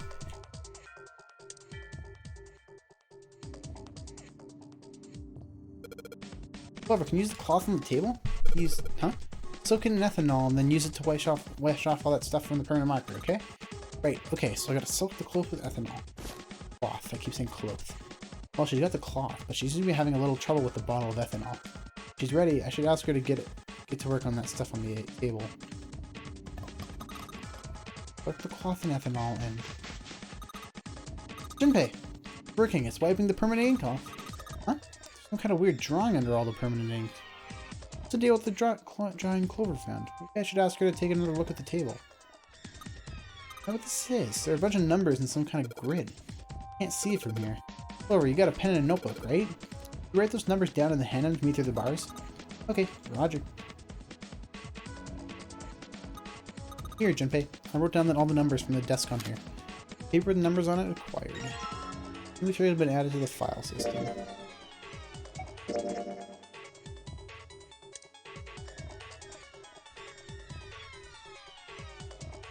Is this like Sudoku? 4 numbers written, 9 separate cells.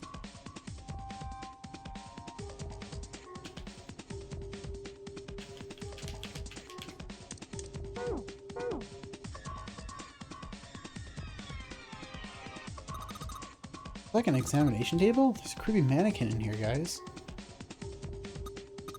They washed here. There are those weird color stains all over the sink.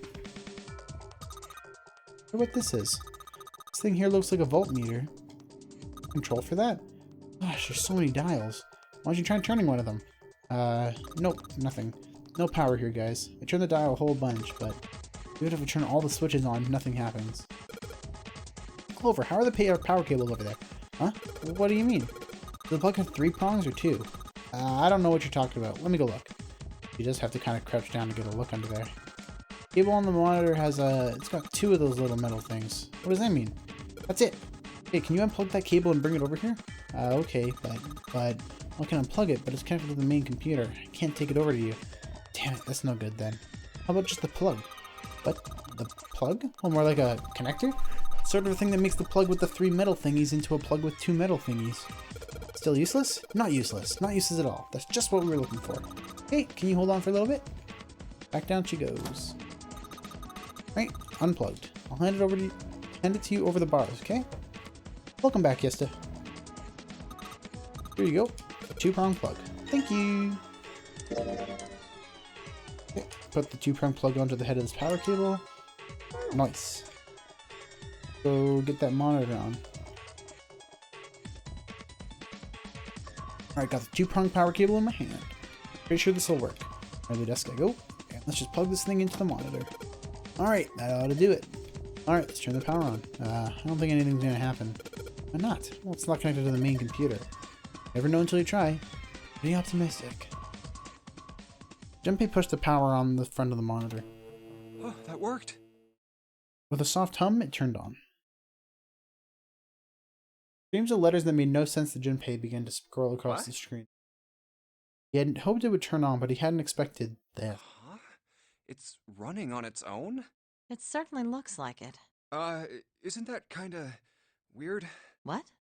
Well, it's not connected to the main computer, right? There's just this keyboard and monitor. The only cable connected to this thing is the power cable we just plugged in. So, why is it working? Maybe it's a wireless display.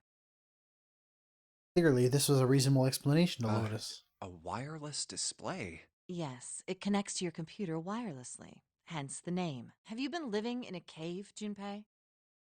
No. You most certainly Is that had not. normal? Yes, at least where I worked. Oh. Oh, it stopped. Pass with a colon. Looks like we need to enter a password. Again? There must be a hint around here somewhere. Could you go take a look? Yeah, I'm on it. What are you going to do? I'll see if I can do something about this on my own. On your own? Yep, on my own. Lotus? Lotus pulled over the nearest chair and dropped herself down into it in front of the keyboard. For a second, she stared at the screen. She kneaded her hands, knuckles popping, and twisted her back left then right. All right. Let's kick some ass. Lotus smiled to herself and rubbed her hands together in anticipation. And before Junpei had time to blink, she was typing at an incredible speed, the click-clack of the keys running together like machine gun fire. Wait, what? Junpei was, for once, at a loss for words. Didn't expect that, did you? Of course I didn't! You're typing so fast, I can't even see your fingers. Lotus grinned, pleased with herself. At any rate, you're pretty amazing. Did you fall for me again? Whoa, what do you mean, again? I'm not into you. I know. Don't be so stubborn, shy boy. I am not being stubborn, I am not shy, and I am not a boy. I am a young, healthy, 21-year-old man. I'm not gonna fall for an old lady like you. Suddenly, the guttural roar of a furious animal filled the room. Or so Junpei thought for just a moment. Lotus's hand suddenly stopped and her shoulders stiffened. Old lady? Did you just say old lady? Ah, crap, thought Junpei. I went too far. Oh well, it was a nice life while it lasted. Go somewhere else. You're bothering me. What? Go see if you can find a password hint or something. I'll try and open this from here. You're distracting me. Go. Now. Lotus waved her hand in the universal gesture of dismissal. Junpei was clearly Fine. not wanted. I guess I'll go. Time to cut my losses, Junpei thought, left as quietly and inoffensively as we could. Junpei wandered around the room for a while, looking for anything that might help find the password for the computer. Fortunately... Yeah, Junpei's smooth. Nothing. No clues whatsoever. Clover didn't find anything useful in the laboratory either. Damn. Looks like we've hit a dead end this time. But just as he was about to tell Lotus that his search had returned nothing... All right. Bullseye. Junpei, I did it. Excited cheering erupted from the other monitor. What? He hurried back to find Lotus looking rather smug. Let me see. She gestured for him to look at the screen, and he did. The strange text from before was gone. In its place was something entirely different. 9 squares arranged in a 3x3 square. What is that? I don't have any idea. It just showed up after I cracked the password. You think it's a puzzle? It certainly looks like one. As she spoke, Lotus stood up. Huh? Aren't you gonna, I don't know, do more computer stuff? No, I can't do any more. It won't let me do any more programming. See? The keyboard. Nothing. So, there's nothing more I can do. Well, I guess I'll leave this to you then, Junpei. What? Let me take a break, all right? I did my part. Well...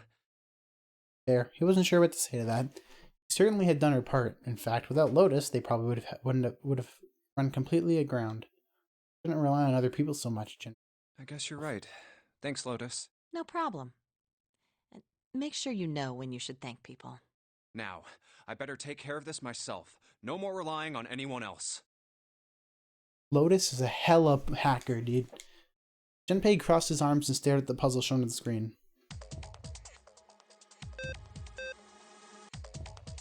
Like 3, 4, 1, 2, wasn't it? No, 3, 4, and then I think 1, 2.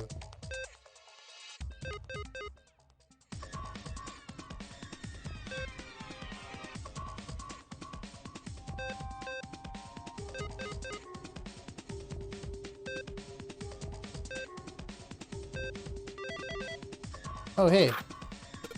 Alright, I solved it. Did you hear a noise just now? Yeah, it did. It sounded like something unlocking. Where did it come from? Oh, right here. Look, Junpei. The lights in the locker are green. Must have unlocked it with the computer puzzle. Yeah, I was gonna go look at the thing right there if I hadn't got it that time. More than one key in here. One is small. It doesn't look like it looks like it goes to some sort of machine. This one has the Earth symbol on it. The Earth symbol matches a keyhole on a door in the A deck. If that's the case, we probably don't need the Earth key right now. Alright then, Earth key. I'll just tuck you away deep in my pocket. Now it's for the other key. Is this? From shape, I'd say it's not for door. Probably some sort of device. Oh, what is it? Do you think maybe this is the activation key for that thing? The activation key. Yeah, it has to be. I feel good about this. Just at that moment that he heard a voice behind him. It was Clover. Hey, Junpei, do you have a minute? He put the puzzle aside for the moment and walked over to Clover. What's up? Well, never mind. Hey, hold on a minute. Sorry. Just forget about it. It's nothing. Before he could say anything else, she spun around and ran back down the stairs. What the hell was that?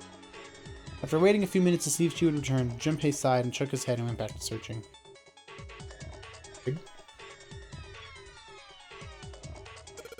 This key. The shape sure makes it seem like a ghostless machine. Alright, I'm turning it on. Alright, the monitor is now on. It's full of letters. Showing some kind of warning. Power restored to experimental device. Emergency system will activate in the event of abnormal subject behavior. Okay. Typing on this keyboard isn't doing squat.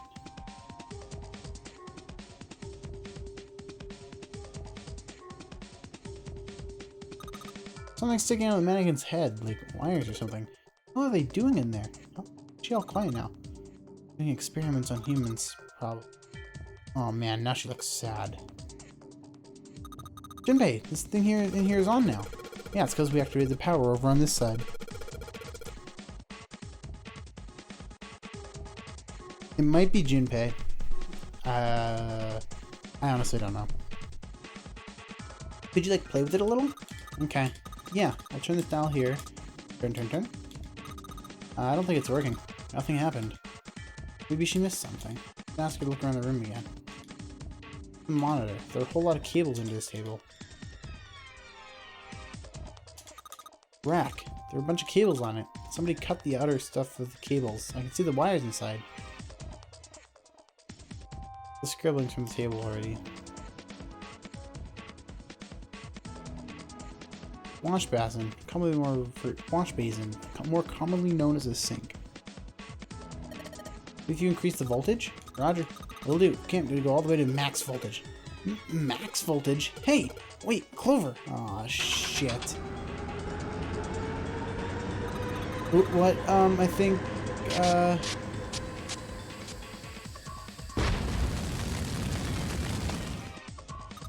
Oh my God, the mannequin's head. Oh man, that sounds like a fire alarm. God, what the hell? Fire detected. Fire detected. The emergency system will be activated. Evacuate the room immediately.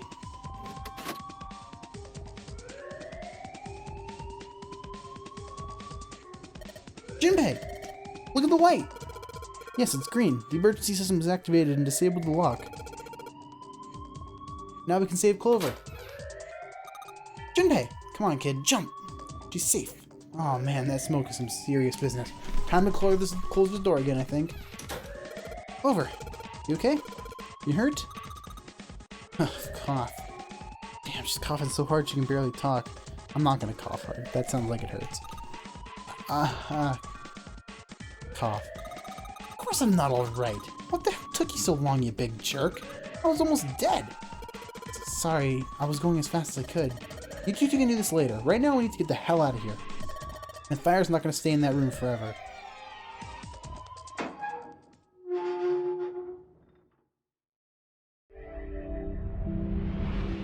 You found it! Junpei, Clover, and Lotus leapt out of the laboratory, slamming the door shut behind them. Whew, thank God we got out of Okay, there. I'm gonna play until I get to the next puzzle, and then I'm gonna call it a night here, because it's getting kind of late. But I won't quit until we hit the next escape room. Yeah, finally. What'd you miss? Clover got stranded. We blew up a mannequin. And we left. And Lotus is a hella programmer hacker, dude. All three collapsed against the wall, breathing heavily. Junpei's heart was pounding in his chest, and his whole body felt weak. He inhaled gulps of clear air, and with each one he could feel his body begin to calm down. All right, let's go. They nodded to each other and started off down the hallway. Before long, they found a few new doors, but all of them were locked. Damn, none of these open. They're all locked. How about that one? The final door sat in a corner of a hallway. Let's hope this is the door with the prize. Junpei grabbed the door handle and was about to pull it open when a voice cried out behind him. It was neither Clover nor Lotus, but he reckoned. Wait, am I already on a... Oh. Okay, well I'll get to the next choice. They worked backward and it's like, oh, she programs and has 2 kids. I'll get to the next choice because once I get to here, I'll be able to skip to when I select. It was neither Clover nor Lotus, but he recognized it. There was no doubt the voice belonged to June. Huh? He spun around. There, at the end of the hall, Junpei saw human figures running towards him. 3 of them. June? Santa! 7! See, they say Santa. It's Santa, guys. Come on. They stop short in front of Junpei and his companions, gasping for air. Hey, what are you guys doing here? What? But we didn't... Before we could finish, Clover spoke. Hey guys, could you come take a look at this? He was standing near the end of a small hallway that branched off to the right. The rest of them ran over to her, curious as to what she'd found. Hey, on the wall. A map of the ship's interior? It says C deck. So it's the map for this floor then? Door 7. And... Door 8. Yep, they both eventually end up at this hallway. Fact. Yeah, isn't that what I said? We aren't going to be split up permanently till we find door 9. We might get separated for a little while, but we'll see each other again. Otherwise, we won't be able to open door 9. Santa. It's Santa. I don't care. That's how the nonary game works. Junpei looked at Santa. Wait, what? Shit. Junpei looked at the map of the ship's interior again. Wait a sec. This leads to... He looked more closely. His surprise and excitement gave way to weariness. Oh. You've got to be kidding me. One by one, the others saw what he'd seen. We may as well go. Yeah. As one, they all moved back towards the door. Junpei had only a moment ago be ready to open. Oh, almost forgot. We should keep this. Pulled the map of the ship's interior off of the wall, put it in his pocket, and followed the others. 6 of them stood in front of the door, arrayed in a semicircle. Santa stepped forward. He took hold of the door and spoke, without looking back at the other 5. Ready? I'm gonna open it. They nodded their silent assent. Deep breath, Santa threw open the door.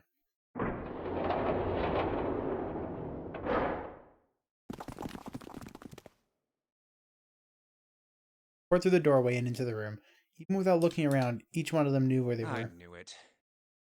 They were just where the map had said they would Back. In the hospital room. I Hooray. see. There we go. The key? Ain't that what I just said? I'm talking about the Jupiter key. We found it in the operating room. Here. 7 tossed something small and metallic toward Junpei. Nice catch. Jeez. Caught it and found that the object was a key. I see. So this is Jupiter. On it, someone had engraved a symbol very similar to a 4. He looked over at June, who nodded back. Had to be the Jupiter symbol. I'm gonna let you hold on to that, alright? Yeah, on it. June tucked the new key into his So pocket. how many unused keys do we have now? There's the Earth key we found in the laboratory. The Saturn key card we found in the kitchen. And the Jupiter key you just gave me. Junpei tucked the new keys into his pocket. June spoke up. The Jupiter.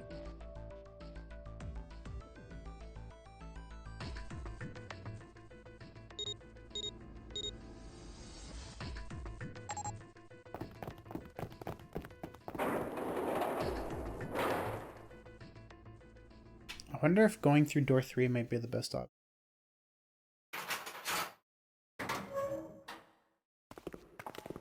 Because then Clover won't be the first one to see the body. I don't know if that'll affect anything greatly.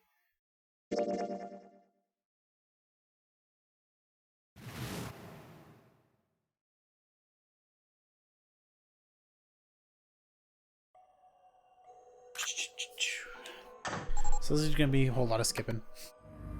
So, I'm probably not going to stream tomorrow night. Because... pick the stuff I've already picked, because then I skip through it. I probably won't stream tomorrow night, because I'm going to have a lot of work tomorrow night.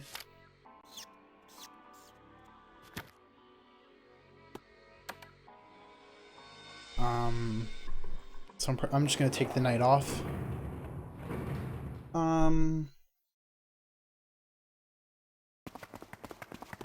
Then once I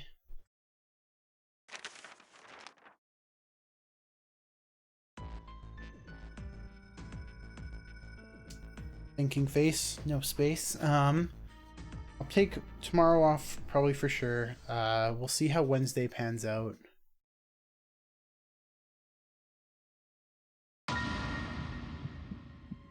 But if I stream another day this week before the weekend, it'll probably be Wednesday. Because Thursday, I have because I have a final the next day, so I'm gonna take the night to study, and then Friday night is when I have that final, so I won't have any time to stream. Unless I'm finished the final really early, in which case it's possible, but I wouldn't count on it. So likely I'll stream Wednesday night.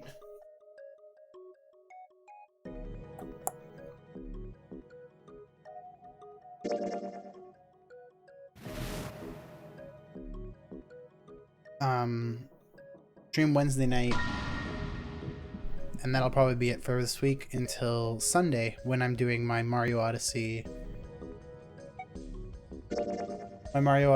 tournament race. My first one.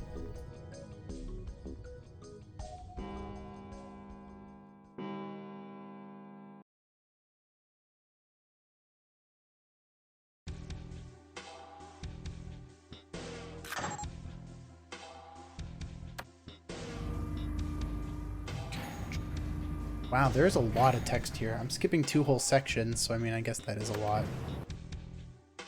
Killing me knowing who Zero is. Well, I don't know who Zero is yet. I'm sure I'll find out eventually.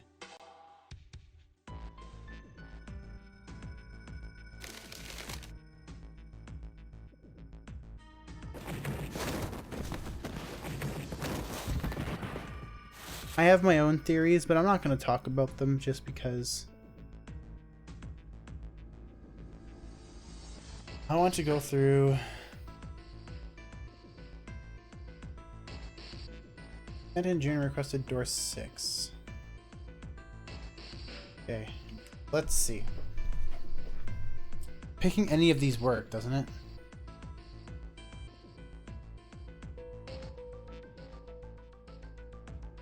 Good night, Admiral. Have a good one, man. Picking one does lead to an axe ending. You are absolutely correct. Let's pick 6. I want to go through door 6. Jinpei flipped open the piece of paper. It read Jinpei, door 6. Of course it did. He'd written it after all. That's the problem. June spoke barely above a whisper, but they all knew what she'd said. Teams will be able to go through the doors they want. Clover and I chose door 1. Lotus and I chose door 2. That's not enough people to open a numbered door, however. The digital routes don't match up either. We've got similar problems. Fate is sealed. Nice. Junpei and I want to go through door 6, but our digital route is 5. If we're gonna open that door, we need a 1. Damn, what are we gonna do now? What are we going to do? Junpei crossed his arms and did his best to put his thoughts in order. The others followed suit, but with little result. Eventually, Clover broke the silence. Why don't Seven and Lotus go through door 1 with me? No. Her face was cold and flat, as was her voice, but her logic was sound. 7 and Lotus looked at each other. 7 plus 8 plus 4 equals 19. 1 plus 9 equals 10. 1 plus 0 equals 1. The first problem solved, Ace spoke up. What about me? Isn't that obvious? Wasn't one of the teams just complaining that they didn't have a 1? You mean I should join Santa's team? Yes. Clover nodded, her face still cold and emotionless. Her attitude and posture could not have been more different than the energetic girl of only a few hours before. No one seemed ready to contradict her. Her response was understandable, given the horrible situation in which she had found herself, but even so. I understand. I'll go through door 6 then. If we do as Clover has suggested, we can all pass through a numbered door and no one will be left behind. This seems to be the most reasonable solution. I feel like this is just going to end up to me getting killed by fucking Clover. Yeah, I know. She has changed a lot. 3 plus 6 plus 5 plus 1 equals 15. 1 plus 5 equals 6. Lotus, what do you guys think? I don't have a problem with it. Me either. All right then, we're good to go. See you later. Wait, Clover! Don't move on your own! Oh, I'll be going too then. Yeah, be careful. We should So get going as well. Negative character development. Rip. As soon as I get to door 6 here, as soon as I get to the puzzle, I'm going to start I'm going to head off. Last, Junpei and the other six had managed to separate themselves into two teams. Clover, 7, and Lotus headed to A deck, where door number 1 was, near the main staircase. Junpei, June, Ace, and Santa, however, took the elevator to E deck.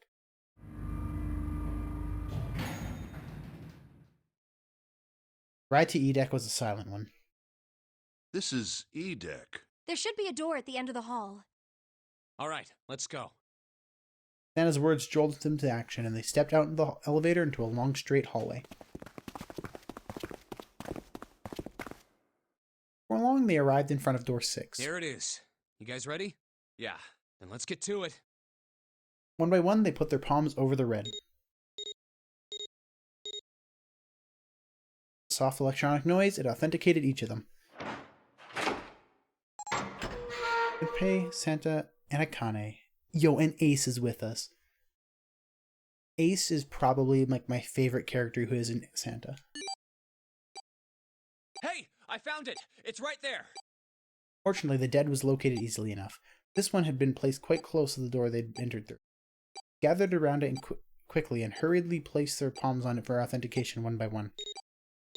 Ace said, "Yo, I like Ace. I like his voice actor, and he's funny." It stopped. Yeah, but this is like, he's unnecessary. Dang, dude. Ace is necessary in my heart. This is like the best team of people I could possibly ask for, right? Yes, it stopped. Countdown had ceased, but Junpei's heart was still pounding in his chest like a frantic, thundering drum. It felt as though it might shake itself up and out of his throat. Whew. I don't believe I'll ever get used to that. I'm not sure it's something I'd want to get used to. We should finish this game before imminent death becomes a normal thing. You got that right. Once I'm out of this hellhole, I'm taking a nice long vacation. I agree. That, the doom and gloom from before was done, and the mood turned somewhat lighter. All right, let's go. With that attempt at good humor, Junpei took a deep breath and began to walk. He jogged down the stairs at the end of the hallway and found himself staring at a large door. This door looks heavy. But it's not locked. I'm opening it. He took hold of the bar that served as its doorknob and shoved it down. The room beyond stopped him in his tracks. Whoa, shit. It was a gargantuan made entirely out of metal. None of the accents of wood or tile he'd seen in the rest of the ship. This room was purely functional, but utterly tremendous. Whoa, what the hell is this? Santa got out a few words before awe stole the rest of them. The rest were too stunned to offer anything more than gasps. This has to be the biggest room so far. The ceiling is pretty high, too. Got the middle path now, so this path... That's door 2? Yeah. I think... Yeah, this is door 1, this is door 6. So there's something special about door 2. Because there's this path that leads... Door 3 leads only down this path. It's interesting.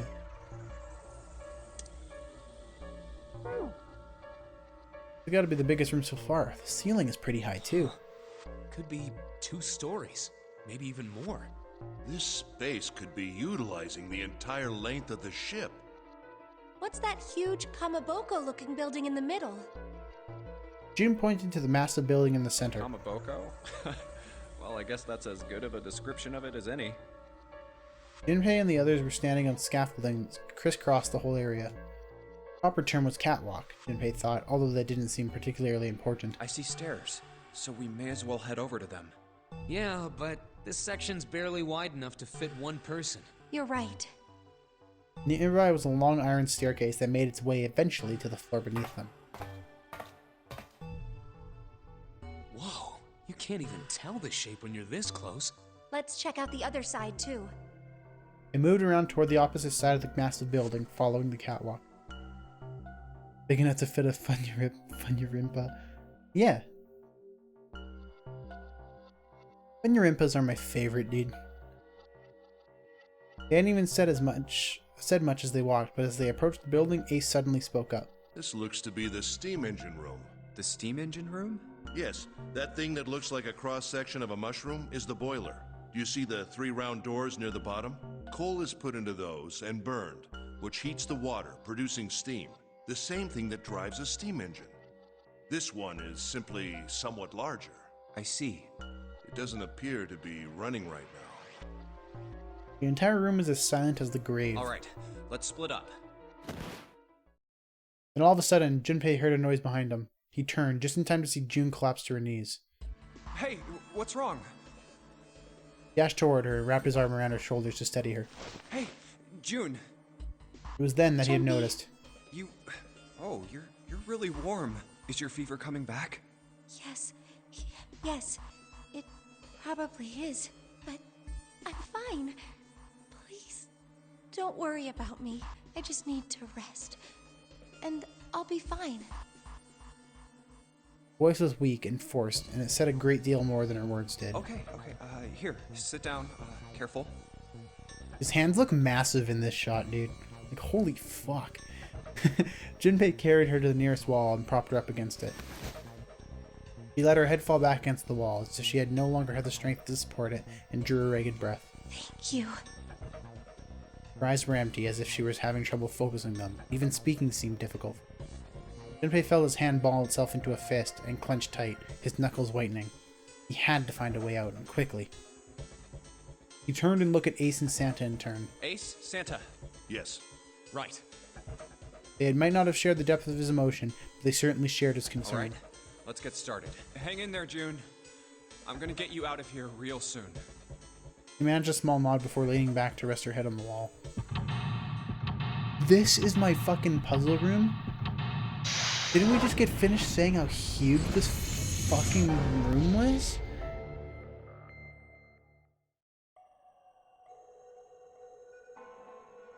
Man. Alright.